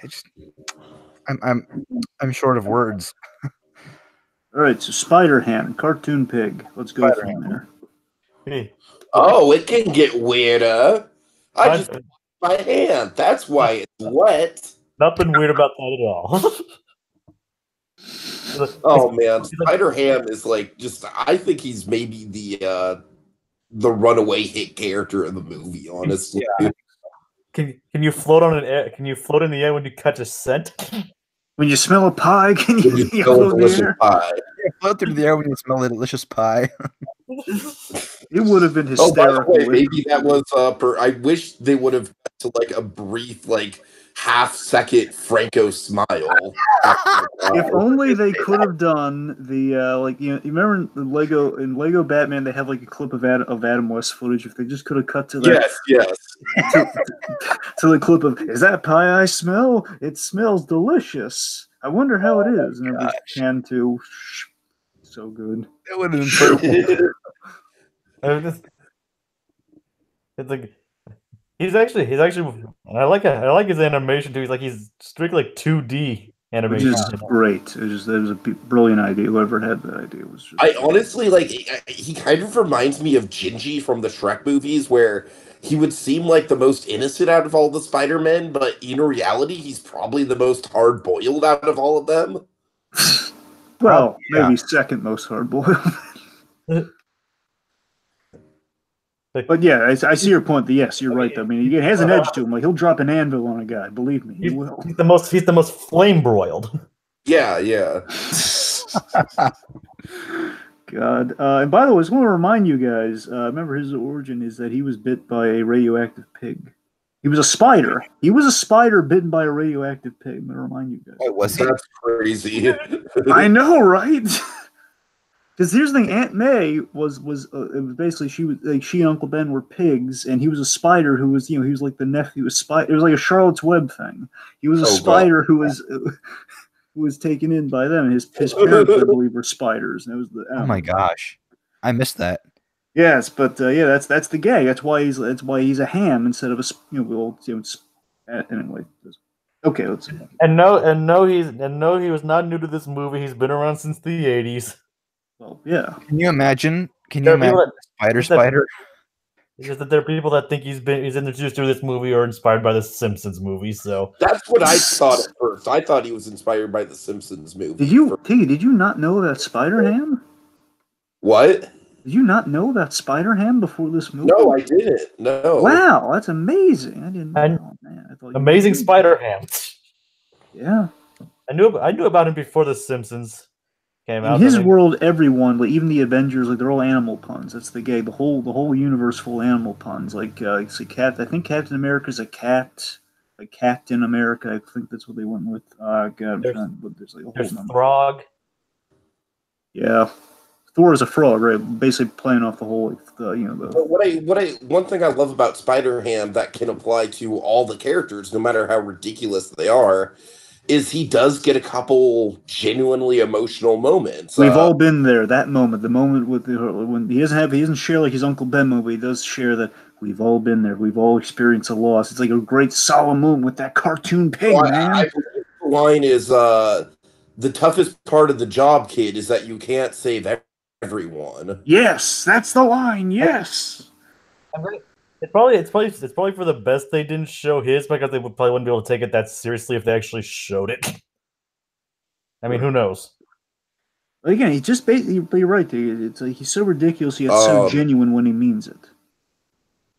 And then at the very end, he's just like, take this hammer. It'll fit in your pocket. That's great. All, folks. Can you say that? Like, Okay. All right. So speaking of spiders and everything, let's talk about. God, I have no idea. But Penny Parker, otherwise known as Spider, has like that weird spell. It's like spy. It's like parallel. Like dash dash. It looks like computer code.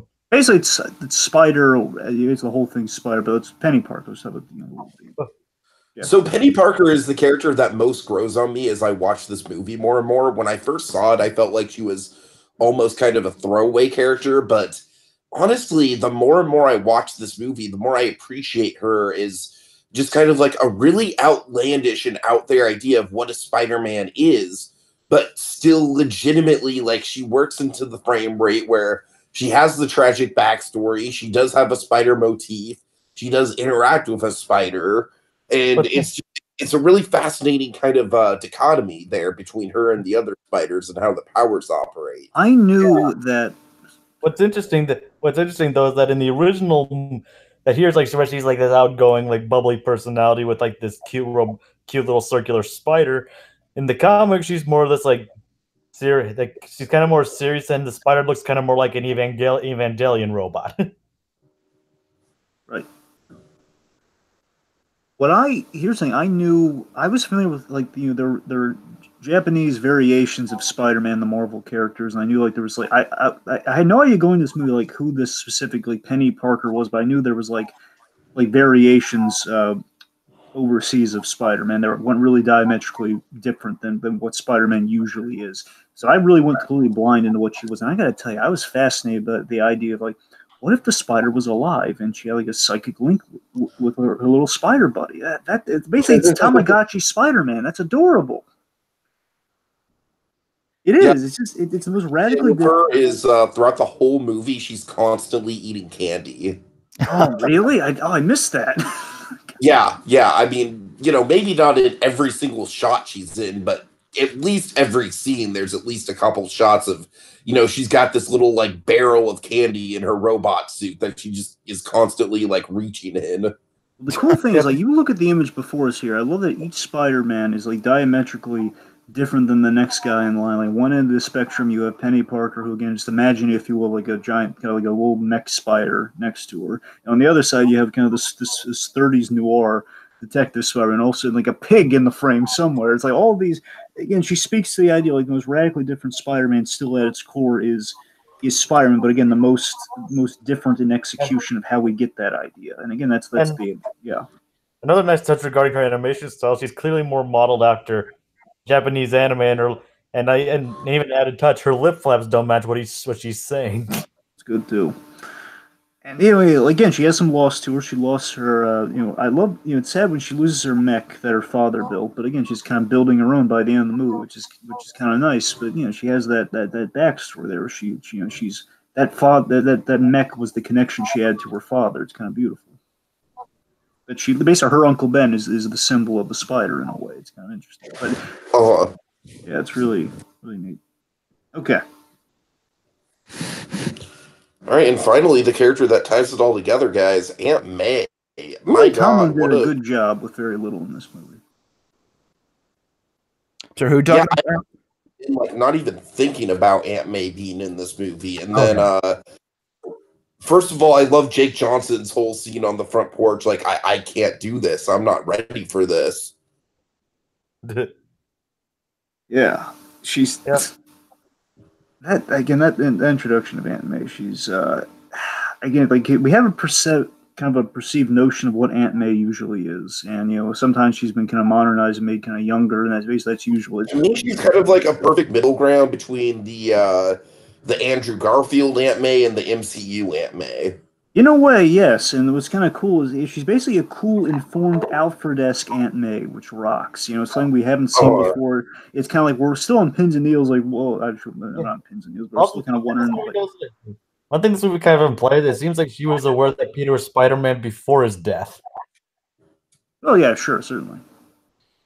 Which is kind of interesting, considering that's usually something he tries to hide. Yeah, and again, that's kind of what some of the MCU's have been kind of flirting with. Like, what's Aunt May's reaction? Makes me wonder if maybe if maybe it's a little bit of a subtle hint, like, hey, Spider-Man's technically dead in the MCU, and this is kind of the where we're maybe pushing the the Marissa Tomei Aunt May in the future. Maybe. I love the moment in the midst of that's one of my favorite moments in the whole movie is when all the Spider-Verse people are like, intensely going at Miles, and then Aunt May has this one quip that made me crack up, where she's basically like, can you hook an old lady up on a dating site so she can get out of the house every once in a while? Poor Aunt May. She's just, that's the thing. I love that we have like a great kind of almost kind of Raimi-esque moment with her, like the whole I'm not ready for this, and we have like the big one where she sees Peter and she gets hope for a moment and it goes away, but then throughout this movie I love when she sees Peter and when she's coming out of the door, she's like, you've all been very kind, but please no more fans today. Yeah, and that's like heartbreaking in itself. But then we have this complete 180. We're like, oh my God, she's so informed. And again, she's like the most informed Aunt May we've ever seen. She runs the spider bunker. Oh my God, she's getting out there. She's trying to get on a dating service. Wow. Yeah. All right. Really nice. So yeah, very, very proactive Aunt May, really good change of pace. And again, honoring Peter's legacy, which is very nice. And of course, like someone enters her house and she doesn't want him, hits him with a bat. Aunt May. Okay. I wonder if maybe they're mocking. I wonder if she's making fun of. I wonder if they're making fun of the whole giving Aunt May that spin-off movie. I wonder if they're kind of making fun of that with this a little. Remember Aunt May was Teen Titans Go, so. Yeah. We've got a long way to go, guys. Let's go. Okay, let's cover the villains. Big old group of villains. But of course, we got to dedicate time to the Kingpin. So Kingpin, oh my goodness, I love the Kingpin. One thing I really like about this movie is that they give him understandable motives, but they also make the entire reason it happened his fault. Yes. Yes, of course, his motivation feels a little Netflix-esque, but also very comic consistent. We saw both Vanessa and the child that they had, which is neat.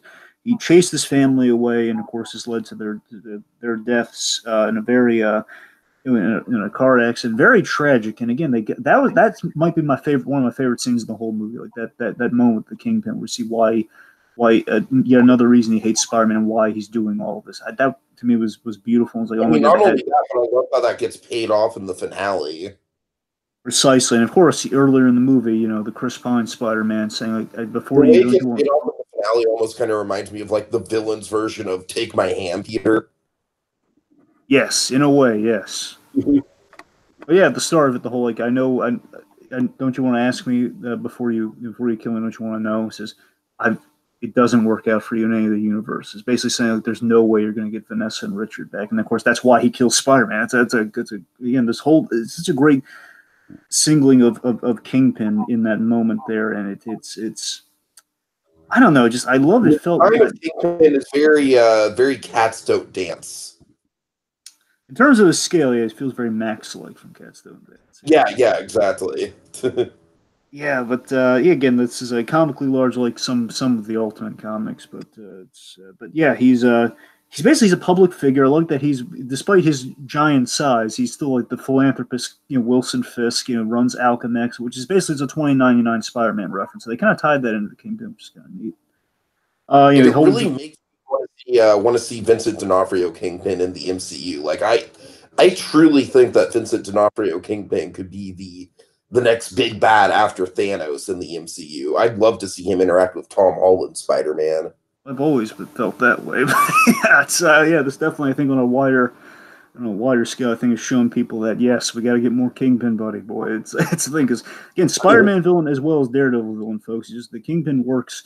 So again, I remember the '90s Spider-Man when I first saw the Kingpin. This felt true to everything I loved about that character. It's like a third, even better version. It's like the third great iteration of the Kingpin for me. Fourth, I don't know. Mike Clark Duncan's fine, but it's like yet another great interpretation of the Kingpin.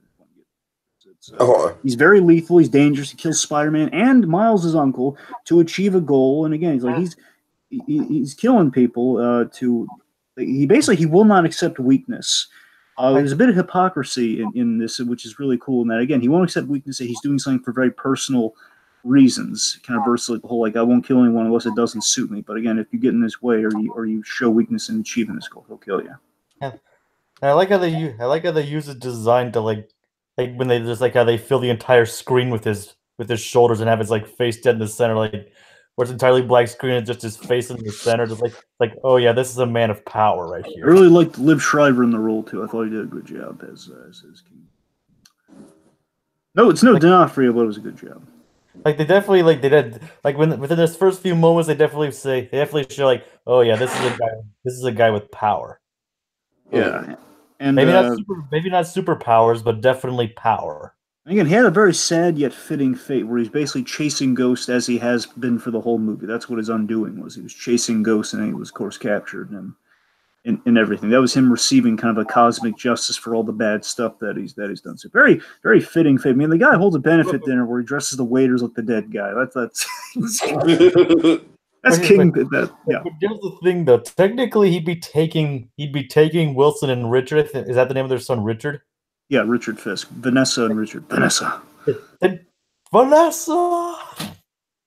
Technically, he'd be taking them away from another Wilson Fisk. Okay, so you guys realize that the whole plot of this movie is that Kingpin wants revenge on Spider-Man for embarrassing him in front of Vanessa.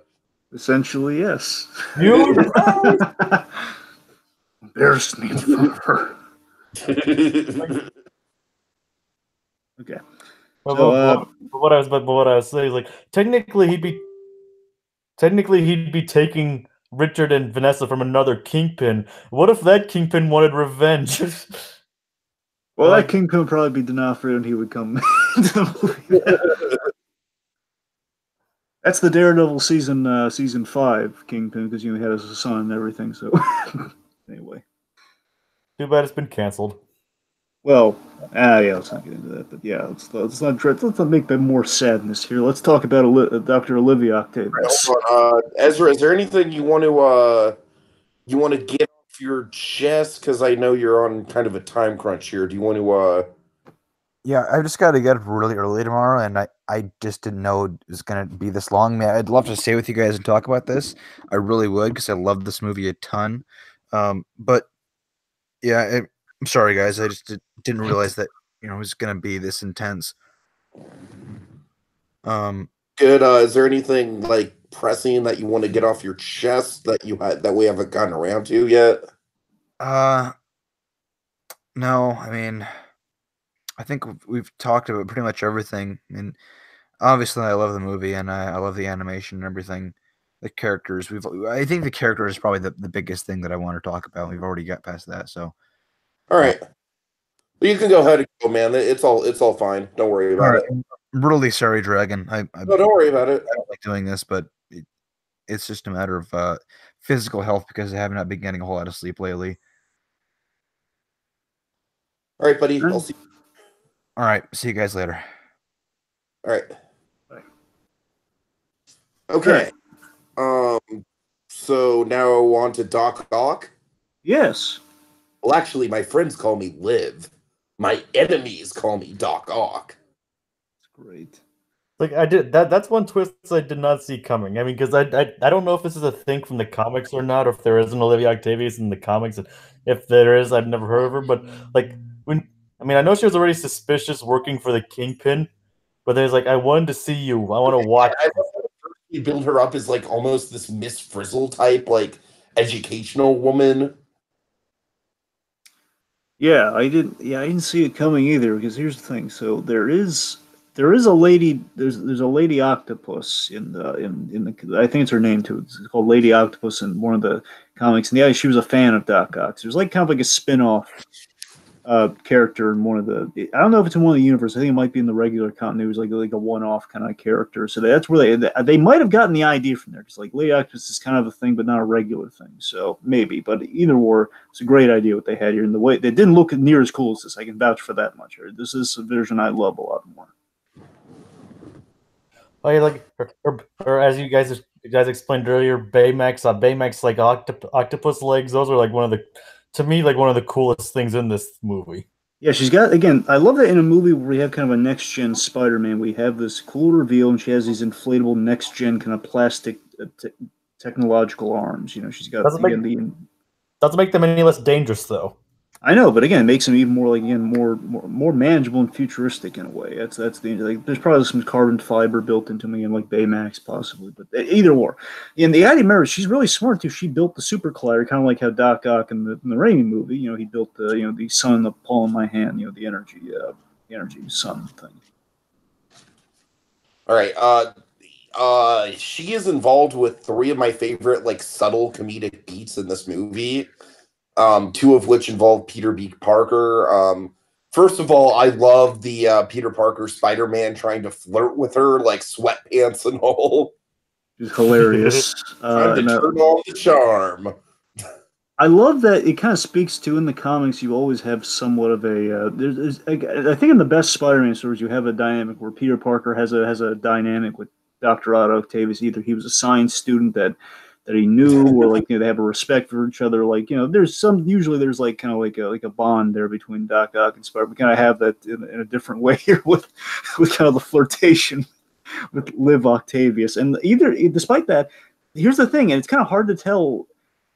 The fascinating thing is that she says right when the reveal happens, he's strapped and bolted to the chair. It's like, oh yes, it's going to be excruciatingly painful when you disappear, and I can't wait to see it. And she's saying that in a way that's not malicious, but she's saying that in a way that's like you don't know how much of a vendetta she has against them. Versus like, I'm scientifically curious, and I do like you, Peter Parker, but I need to see you destroyed to achieve my goal for the Kingpin. So it's going to happen. It's basically subtle malice. Yeah, that's the thing. It's great. I also love how when Peter and her first get into the fight, he's reassuring the Invisible Miles, like, "Don't worry, buddy, I got this. Everything's gonna be fine." As he's just getting torn around the room. And then one of my favorite subtle gags in this whole movie that I just really appreciate on a tech level is when Peter says to Miles, who's carrying like the hard drive and the monitor, like, "Okay, well, we don't need the monitor." Technically, it's true. You only need the computer part. Yeah. That's a nice subtle gag. Another really subtle gag I like, just to go back to subtle gags, is I love how when Miles is first having that freak out at school, he kind of zeroes in on, "Wow, that girl's really, really tall." All right. And then also we gotta love the bagel gag. Man, I love that bagel gag. That bagel gag. Another bagel. Let's Not see only it. that, In a bagel. Not only that, if you notice, I don't know if you guys, well, Tiki, I'm sure you have to notice it by now.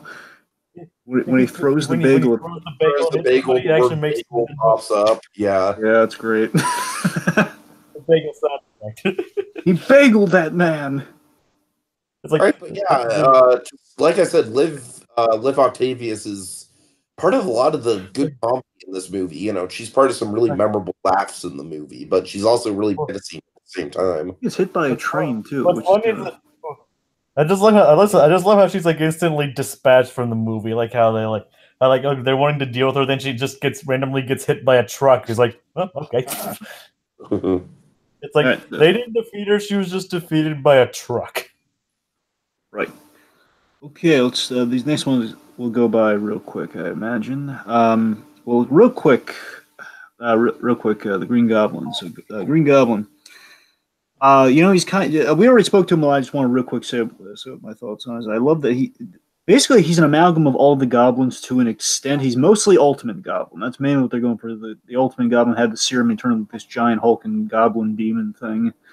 And basically gave him the hat like the classic Goblin, and there might be like a third permutation of the wings. They gave him wings, the hat, and just the giant Goblin form. So it's not my favorite, but again, kind of fits what the Ultimate one did. So I guess again, we even saw this with Doc Ock.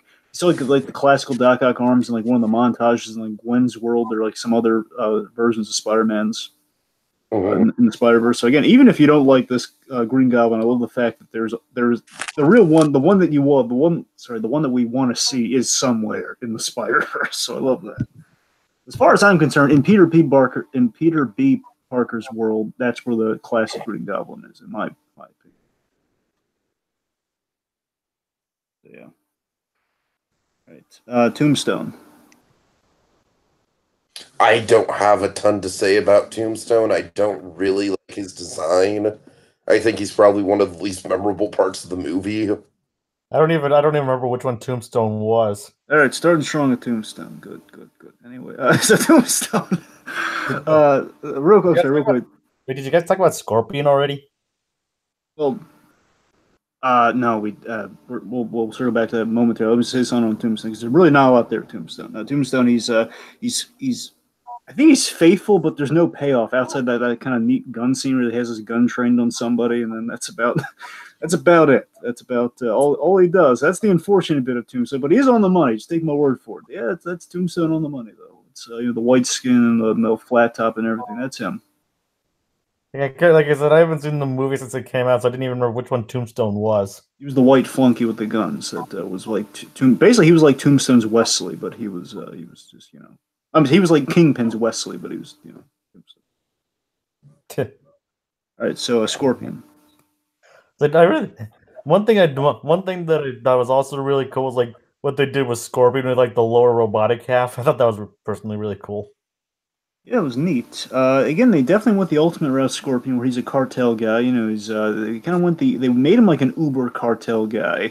Kind of he's huge, he's hulking, he's got like the Scorpion parts, and again, he's even more Scorpion-like than we've ever seen before. I think there's a missed opportunity that he didn't have more of a. Tiki, you've seen it more than I have. Does Miles have a conversation with him in Spanish? Nah. I mean, maybe says like adios or something like that. Yeah, I kind of wish like they kind of took advantage of that thing, but I don't know. It's a little. The movie does point out like it's like translated from Spanish. Yeah. Okay. I feel like Kingpin Scorpion was maybe a little bit of a missed opportunity. They didn't really have a lot to do with him, but I don't know. It was good to see him there. It was it's almost like a kind of watered down Sinister Six.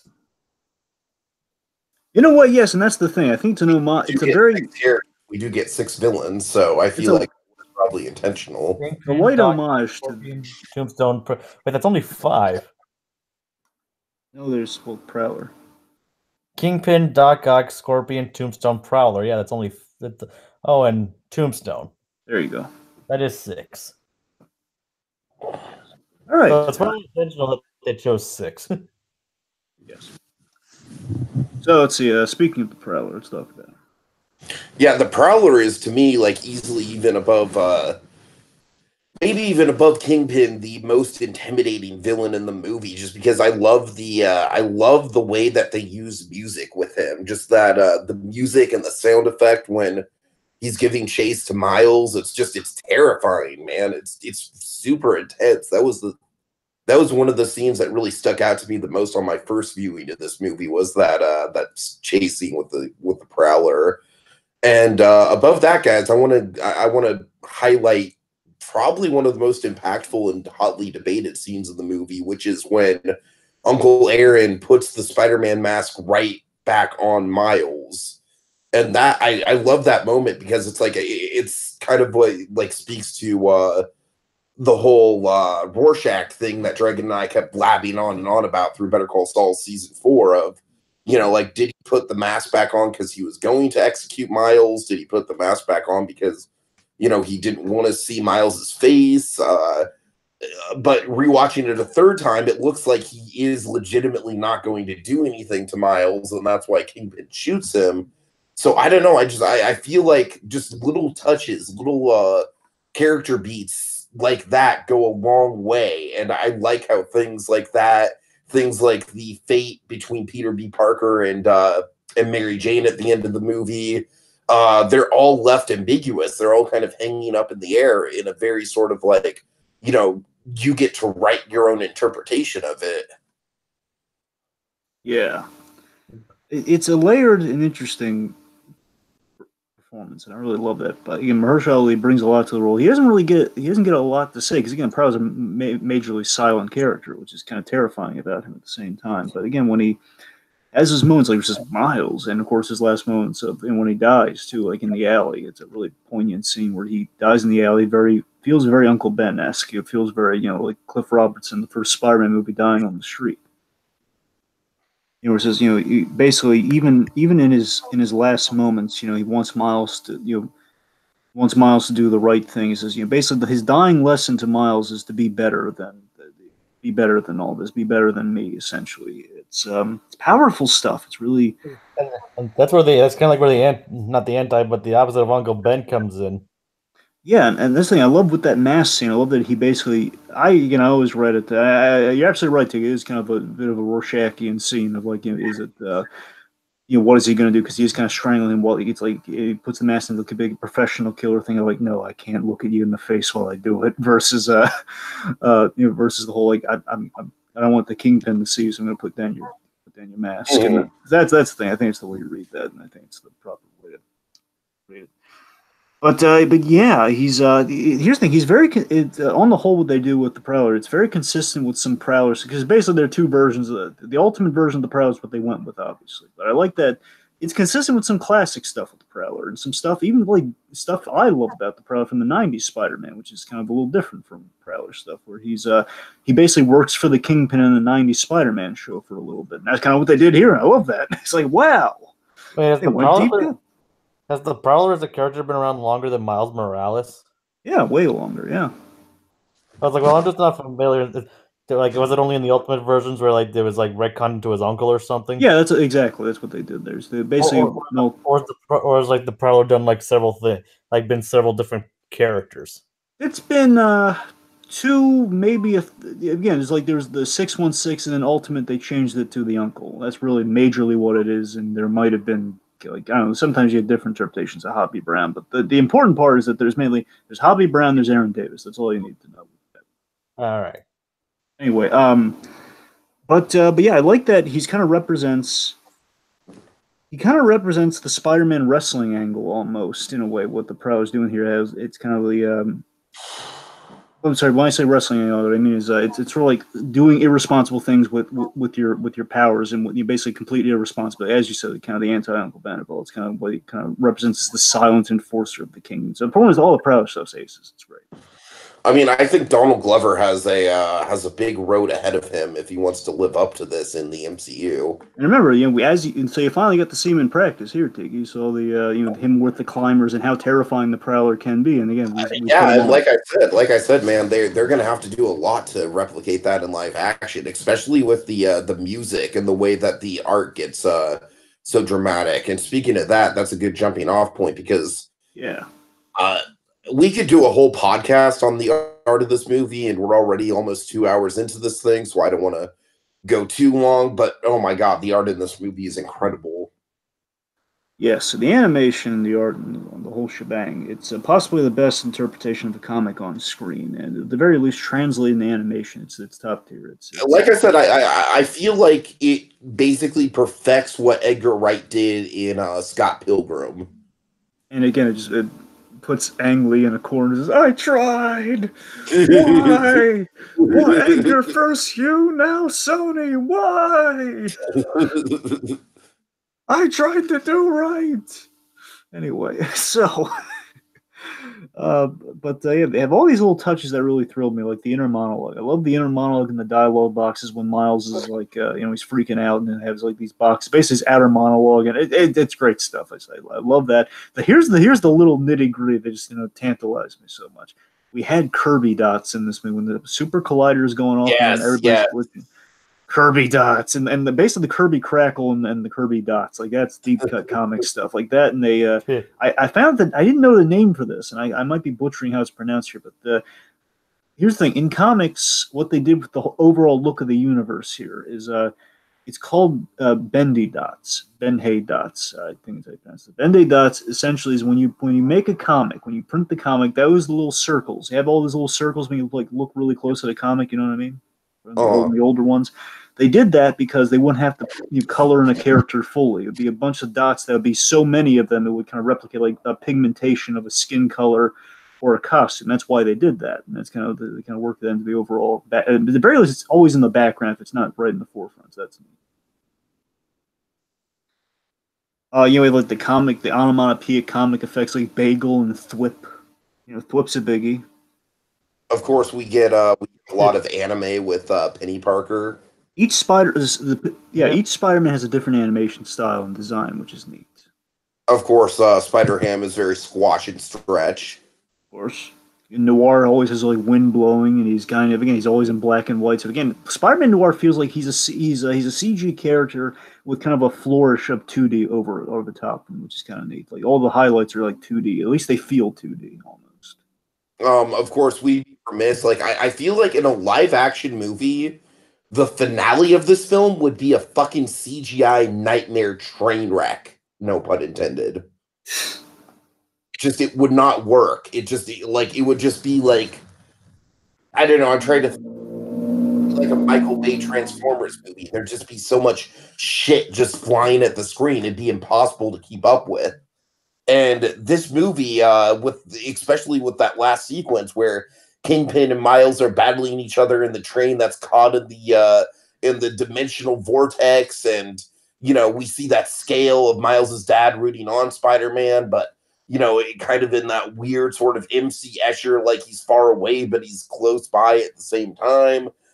Just all of that just really adds to just the flavor of the movie, and we see that throughout the film. Those little touches and the surrealism. I fucking love how the Wu-Tang Clan song plays out when Miles is doing the graffiti and he gets bit by the spider. I love how the spider the spider kind of distorts itself in all these surrealistic ways with the paint. It's beautiful to look at, man, just through and through, all throughout. Well, to piggyback off the spider thing, with that you have like the great sense of timing and how comics work. Because you have like basically it's almost like in an action movie, you have like the explosion caught from multiple angles. You have like panels like capturing the intensity and as you say, like kind of the moment. And then he just flicks the spider off. But with that and with the animation overall, it has vaguely kind of the best way people can describe it is like kind of like a stop motion look. But with that stop motion look to the animation, like there's a frame rate thing, and what they're doing with that is that it's mimicking motion and kind of the panel effect of a comic. Yeah.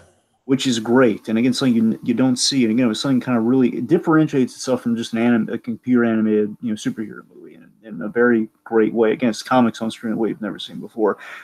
Just with the setting, real quick. With the setting, because again, we can go on for all the animation all the long day. Real quick.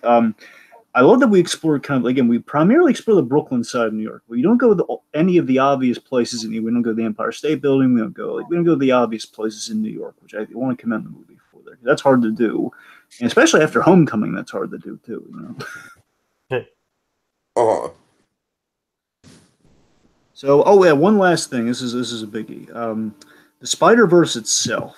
When we see the Spider-Verse, so what they did in the comics, when you do the Spider-Verse, Madam Web and everything with Spider-Verse, it's called you see that cosmic spider web. It's called the Web of Life and Destiny. That's what that thing's called in the comics. But it looks. I mean, when you see, remember this, it's like it's so cosmic looking, and the spider webs look like almost like a galaxy. Remember when you see the whole like the fabric of all the spider verses? It looks sublime. I just thought, man, it's great. Okay.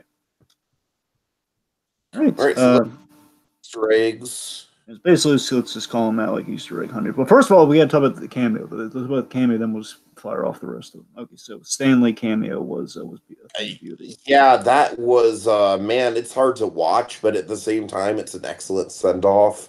I still love. It always fits eventually.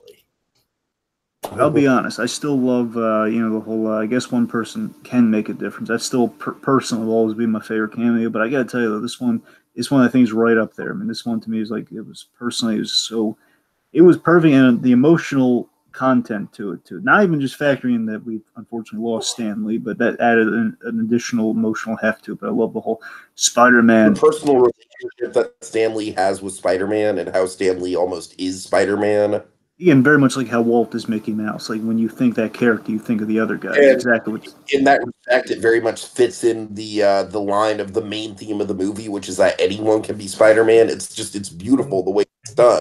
You're right, Dragon. Even taking out of context the fact that we lost Stan Lee, it's still beautiful. Again, there's also a level of we also lost Steve Ditko this year too, as well. Yes, and there's also a degree of, again, losing these creators and losing Ditko and losing Stan Lee. There's also an element of we lost Spider-Man at the movie. Hence, in this movie at the very start of it, and of course, Stan Lee facilitates the loss of Spider-Man. So it's even fitting. I think it's more of a happy accident that like an unhappy, more of an effect. Let me not say happy. It's an effective accident that happened there, where he facilitates this really sad scene. Again, we're trying to get a Stan Lee laugh in there with the cameo that actually turns into being something more. That Spider-Man was a friend of mine, and of course he always fits that notion, man. It's like they don't have to be anything more than that. They don't like Stan Lee doesn't have to be fucking Spider-Man's mentor or anything. It's just they were friends. That's all it needs to be. I love that. And the fact that he facilitates, and this is what gets me beautiful. Forgive me if I'm getting emotional. There's so beautiful about this is that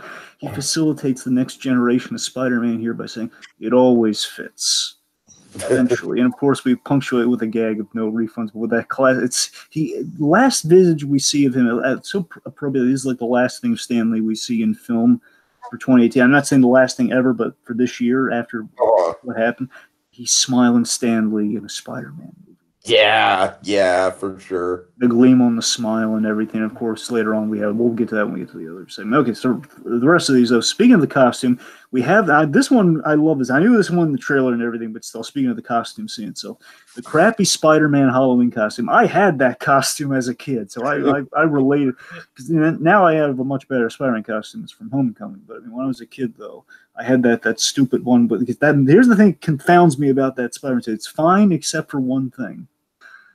The mask is stupid. The mask is like it's foam with the little two eye holes. It looks stupid. And Miles has to wear that thing for the majority of the movie until he earns his own spider suit. So that's that delights me. No one seeing that. So the father's license plate on his cop car is the same license plate that was in a number of Law and Order episodes. As the actor has been in Law and Order as well. Yeah. My personal favorite is you can see Steve Ditko scrolling through his Miles' father's address book. You can also I also saw on his phone in Miles's contacts B. Bendis, which is who created Miles Morales and Brian Michael Bendis. I heard this. I don't know if this is. I assume this is true. I heard from I think I heard from Mark Bernard, so I'm going to take it to be true. I think Brian Michael Bendis he has some adopted sons. I don't know if they're both sons. I think he has a couple kids. He adopted a couple of black children, which is kind of interesting given that he created Miles Morales, a very prominent, awesome black character. And I believe one of the reasons behind Miles Morales' creation was that he wanted kind of a character to aspire to. But again, basically a Spider-Man that would show the whole anyone could be under the mask idea. It's kind of interesting. Fun fact about Brian Michael Bendis there. Anyway, so Spider-Man Popsicle, we have that in there. We have again Spider-Man comics in themselves, and I love they're in the universe, kind of like Captain America's comics in the MCU. That's great. I love the parallels between issue 1 of Spider-Man and how Miles is going about being Spider-Man. That was really interesting. Yeah, that's great. We have the Comics Code Authority opens the movie, which again is a moment there. Just everybody's like, "Oh my god, this is so deep cut. They got it, man. They got it." Trying to think of other things. Oh, the thwip sound effect, of course. People, here's a funny thing. There's a subtle one. This for for everyone who knows Spider-Man. There's a running gag in all of Spider-Man. Whenever Spider-Man shows up, you have many people just exclaiming "Spider-Man!" Like they always just exclaim "Spider-Man" when he's around. They do that all over the place in this movie. Spider-Man. And of course, there's the various suits in Peter's underground lab. Yes, which of course, you have they have the Spider-Man with the cape. You have the stealth suit. You have and one of the personal ones I actually noticed was the new Spider-Man suit from the new game. Yep. Yep. Yeah, the Iron Spider. I was like, that's the Insomniac Spider-Man. Exactly. I mean, there's nothing else to call that. That's the Insomniac Spider-Man. True. All right, let's see. In the spider, and here's the thing I geeked out about: in the spider lair, the spider bunker, whatever you want to call it. Spider cave. Spider. Well, yeah, I don't know. It's more of a bunker, but I want to just throw a cave around. You have to earn a cave. But they have the Spider Mobile. I think a bunker is more impressive than a cave. Well, sure. So you have the Spider Mobile. I love the Spider Mobile. It's the Spider Buggy, however you want to rephrase it. Like the old when Spider-Man had that ridiculous car that basically the Fantastic Four. He and Johnny Storm built a car for him that basically allows him to drive up a building. It's great. And the Spider Cycle had like a few of the vehicles that he had. There were a few references to Donald Glover's Spider-Man in the movie. Like there's a clip from when he was in the Spider-Man get-up from Community, I think. There's a few Donald Glover nods in the movie because again, there's the age-old campaign. People want Donald Glover to play Spider-Man for a while, so they kind of got that in there too. And of course, the Raimi references. We have basically we have like the upside down kiss. We have Spider-Man dancing. We have the train rescue. We have the ferry rescue from Homecoming for the MCU. It's kind of what else we got there. They kind of go out of their way to avoid the Mark Webb series, though. They do, but again, this movie, there's so much thrown at you. I think they're going cellular with the Mark Webb thing for obvious reasons, but I think they're they're there. I bet you they're there. Here's a really neat tongue-in-cheek reference to the '90s Spider-Man song. There's a shop called Joe Perry or Perry Joe. Basically, they've reversed it somehow, but it's in reference to Joe Perry, the songwriter, the musician. Who sang the 90s Spider-Man cartoon, Spider-Blood, radioactive Spider-Blood, that guy. The guy from Aerosmith? Yeah. As Peter even actually calls him in the 90s Spider-Man show. Like, remember that guy from Aerosmith? Which is funny.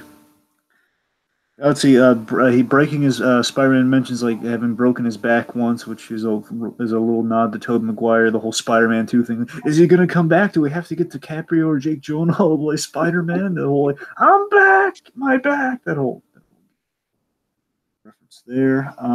Anything major. Oh, yes, this is a biggie. They used Cliff Robertson's audio when they had the flashback to Uncle Ben. It was neat. We have the blonde Spider-Man as the Ultimate Spider-Man, which I was in the theater. I must have been so annoying to my friends. I think I whispered to him, "It's Ben." The reference to Clone Saga. He's blonde like Ben Reilly. Which again, I did wonder. I wondered that has to be at least a reference to it, because I was thinking legitimately might have been the Ben Reilly thing. Which there's nothing saying it isn't, but I don't know. It's not. It's cool. Anyway, cool. Let's see. Did go, and that's where we wanted. There's a lot of the prefixes on the Spider-Verse, like 616.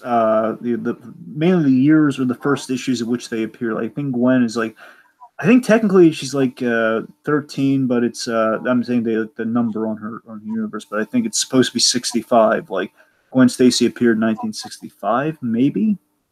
I don't know, it's a maybe.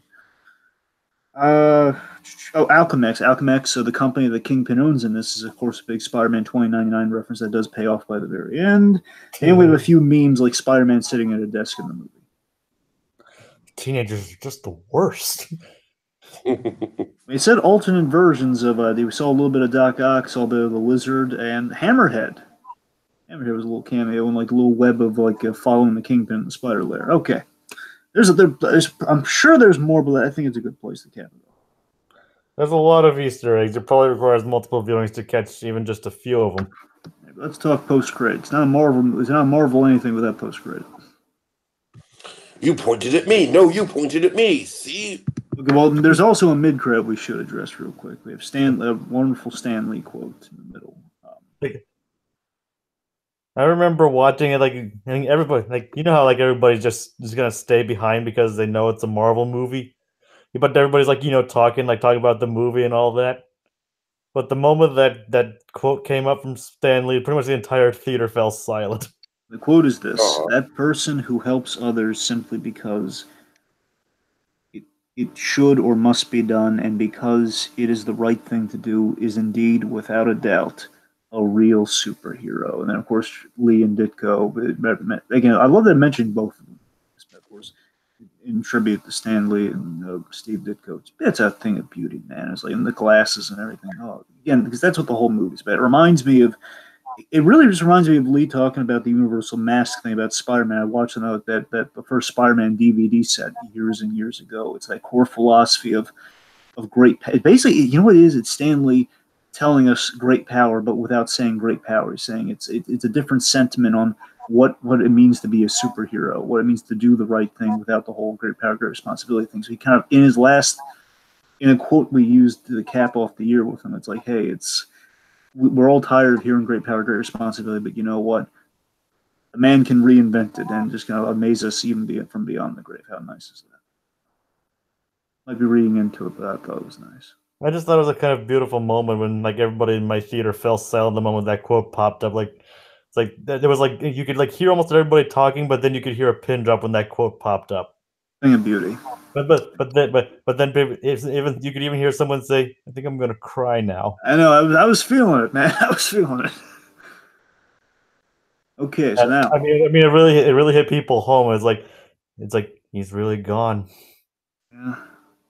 All right, Tiki, hit us 2099.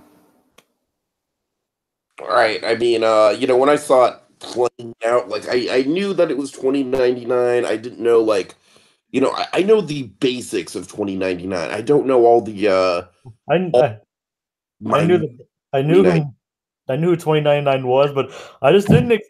I thought it was like going to set up like, okay, they're setting up future sequels, and I just didn't expect it to take it where they did. Yeah. I mean, that's the thing, Jacob. I'm totally with you. I was like, oh, okay. It makes sense that 2099 would be in a future sequel. Time travel fits in line with alternate realities and everything like that. That's fine. But then, of course, we get Spider-Man 66 or Spider-Verse 66 and the 67. 67, sorry, and the ridiculous pointing gag, and it's just, my God, madness so quickly. And it's actually what they did is they took the episode Double Identity, and there's this gag. I think it's either the mirror or doppelganger or something, and it's basically the guys pointing at each other. And I love that. The last thing we see in the movie is J. Jonah Jameson. We got him at the very last second of the movie. They saved him for the very end. Like, so Jonah, who do you think's responsible? Spider-Man, of course. Shoot them both. But, you're pointing at me. Like, you literally pointed at me first. I was with Oscar Isaacs as Miguel O'Hara as the 2099 Spider-Man, which is great casting, by the way. Yeah, he's good. Again, much like Spider Noir, I would watch a full Spider-Man 2099 animated movie for sure. 2099 is not my favorite, but I do respect the crap out of 2099 for what it is. I would like to see a smaller, like a slightly longer short of those two characters interacting with each other. I'd really like to see a Return of the Cape Crusader style movie in the style of Spider-Man 67. Well, that'd be a little bit, but still like pay a ton of homage to it. Sure. All right. That'd be neat. Also, one last. I love he says going back to the beginning, which again is the first time Spider-Man has done an animation, which is '67. That's classic. I mean, that's that's like the perfect way to cap off this movie. All right. So, what do you guys think about kind of generally in the future here? So, what do you guys want to see? What do you think's going to happen? So, right now, as far as they've confirmed, it sounds like they want to do a Spider Gwen. They're definitely on the Spider Gwen trend. They really want to do. It's like the projects that they've at least shown interest in is like a spin-off featuring like the Spider Women characters like Gwen and Polly Penny among others, like a continuation of Miles' story, and even Lord and Miller have like expressed interest of at least doing shorts based on Spider Ham. Oh, really? I didn't know about this. I would be all over Spider-Ham shorts. I'm down for that, man. I'm down for that. But yeah, like they're talking about like introducing Silk and stuff. I'm in on that character. But the point is, like Spider Gwen and basically doing the Spider Gwen Miles stuff would be neat because that's where the movie ends with Miles and Spider Gwen kind of going off an adventure together. It's kind of working and it ends there. Them being friends, kind of communicating between Spider Verses. But me, I want Spider-Man Noir, and of course, it's so funny. I just think it's like yet another opportunity to get a black and white detective movie in animation, like so close, and it's right there. It's right there. Come on. Let's just say, not only does this movie like go to the multiverse, but it opens up like this multiverse opened up so many different possibilities of different movies.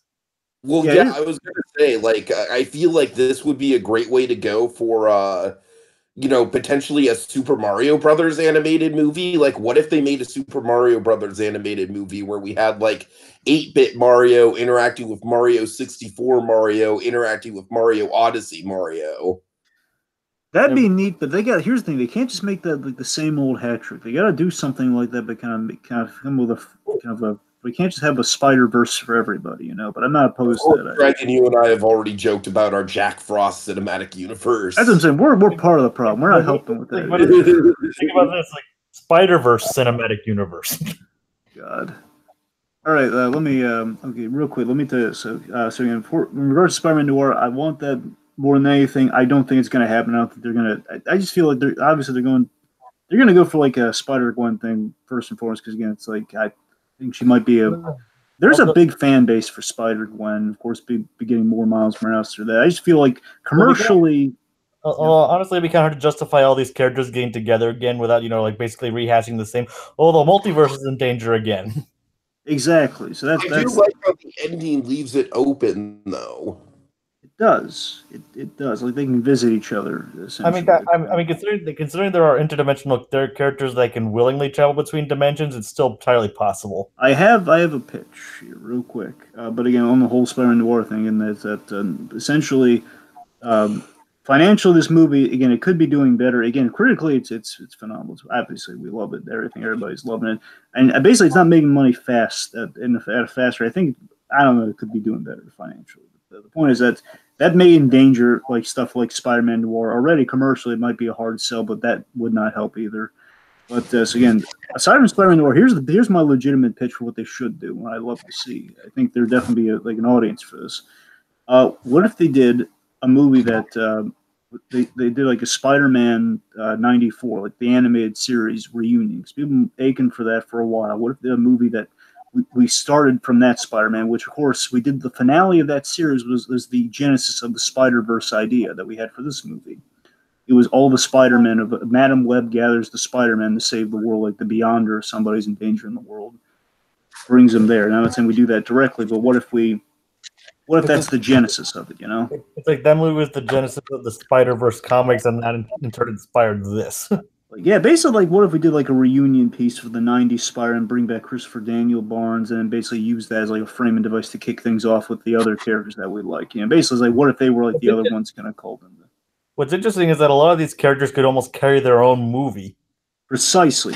Again, broader implications. I'd love a Fantastic Four movie done this way. I know with Sony, again, that's definitely a tall order, but I don't know. We're living in an age of miracles. You never know. I mean, I know we already said that we don't want to just kind of recycle the formula of this movie, but I feel like a Batman movie, like, could you imagine a Batman movie where we get like maybe even a live action Batman movie where we get Keaton, we get Clooney, we get Kilmer, We get Christian Bale. You know what I mean? Like, that is the stuff that dreams are made of, folks. Like, I don't care about anyone else. I just want, I want to see Michael Keaton play Batman again in my lifetime.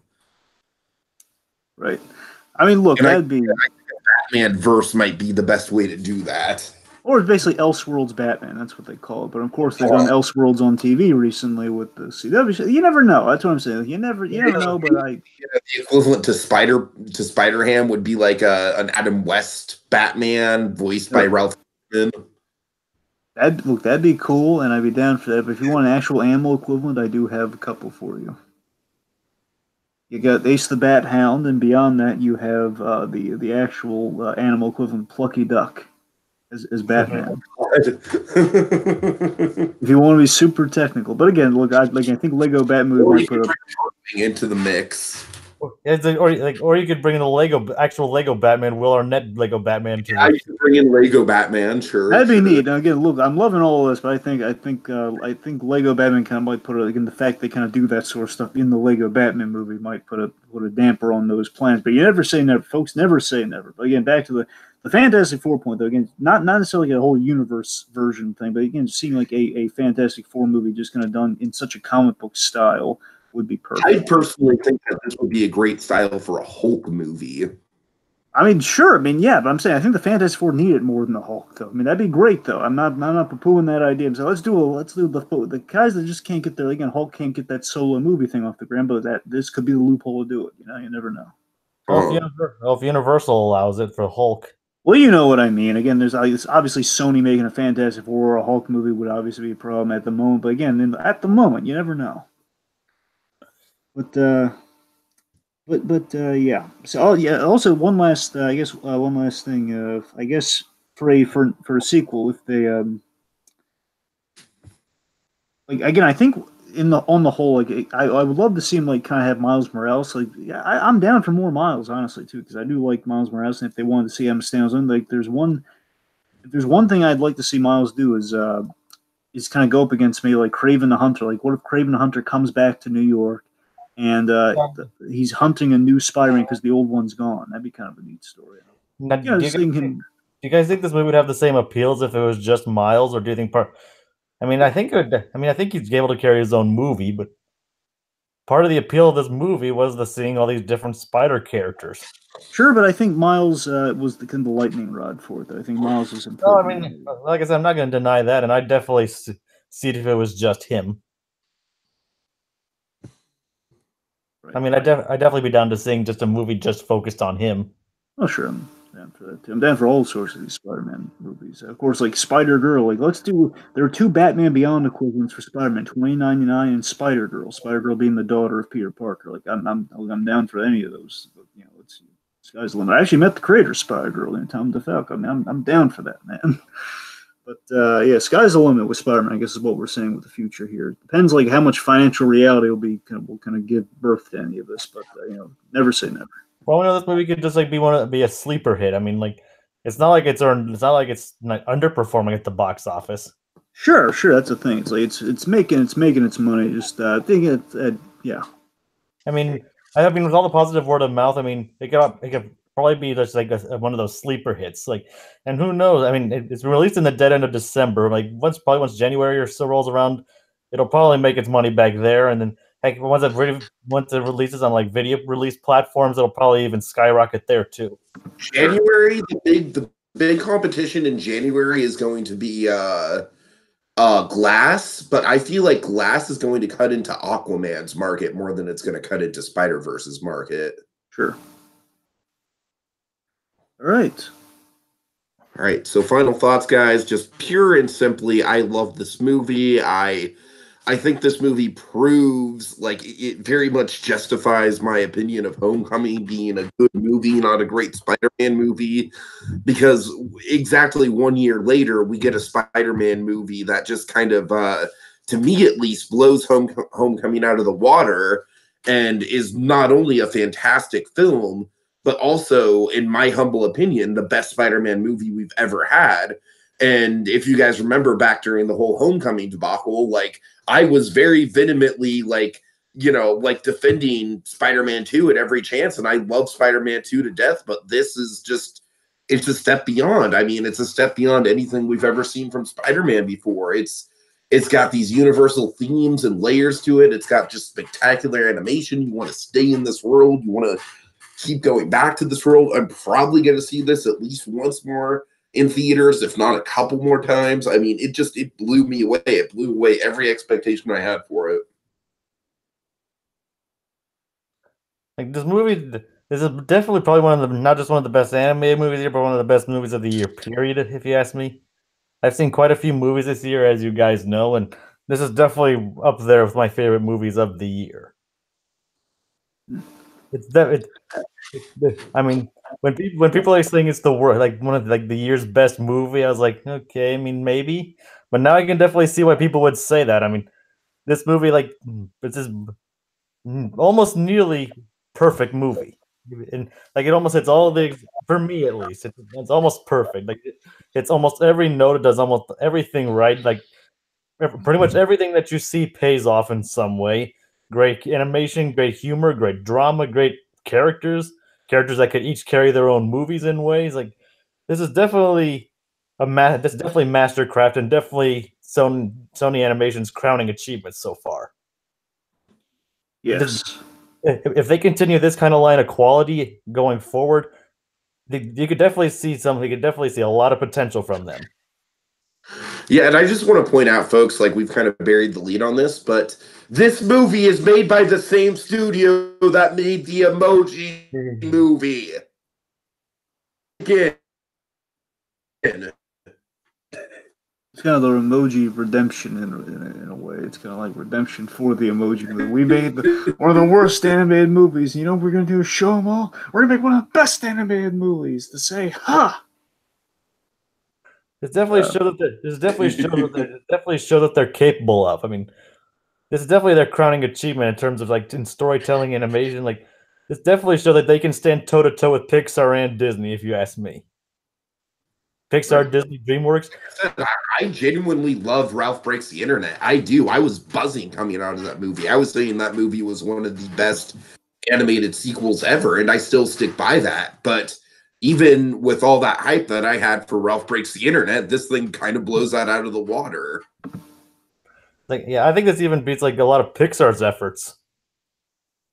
This movie is like, as far as to say it beats something like Coco or Inside Out for me, but it's up there. It's up there. I mean, it definitely. I think it even beats The Incredibles this year. Oh, let's not open that can of worms. But this is easily a better film than Incredibles 2. Easily. It's like, oh yeah, definitely for sure. This movie is like, this is definitely this shows what you can do with the creative with a superhero concept. I mean, like, it's both funny, dark, and exciting. Like some of the best stories ever told have been superhero stories, and this is definitely one of the best superhero movies ever made. Mm-hmm. And as I said, 2018 is a good year to be a Spider-Man fan. Yeah, definitely.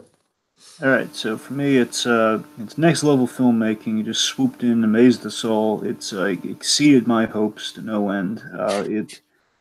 Importantly, it has something to say about Spider-Man. Why he's beloved, and and the original's not even the lead. That's the fascinating thing. The original Spider-Man, like the Peter Parker that we all kind of everyone knows and loves, isn't even the lead of the movie.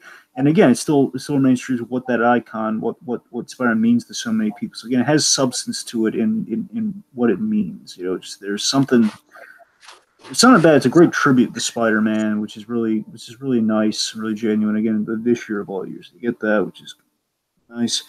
Again, to put it simply, it's a Lego movie for Spider-Man, and that's more than welcome to get something like that. More than welcome to like that. Have a great movie like that in the quarter. Like Spider-Man. I'll put it to you simply. For years, Marvel had put out these direct-to-video animated movies. I mean, some better than others. Mostly, not a lot better than others. Put it that way.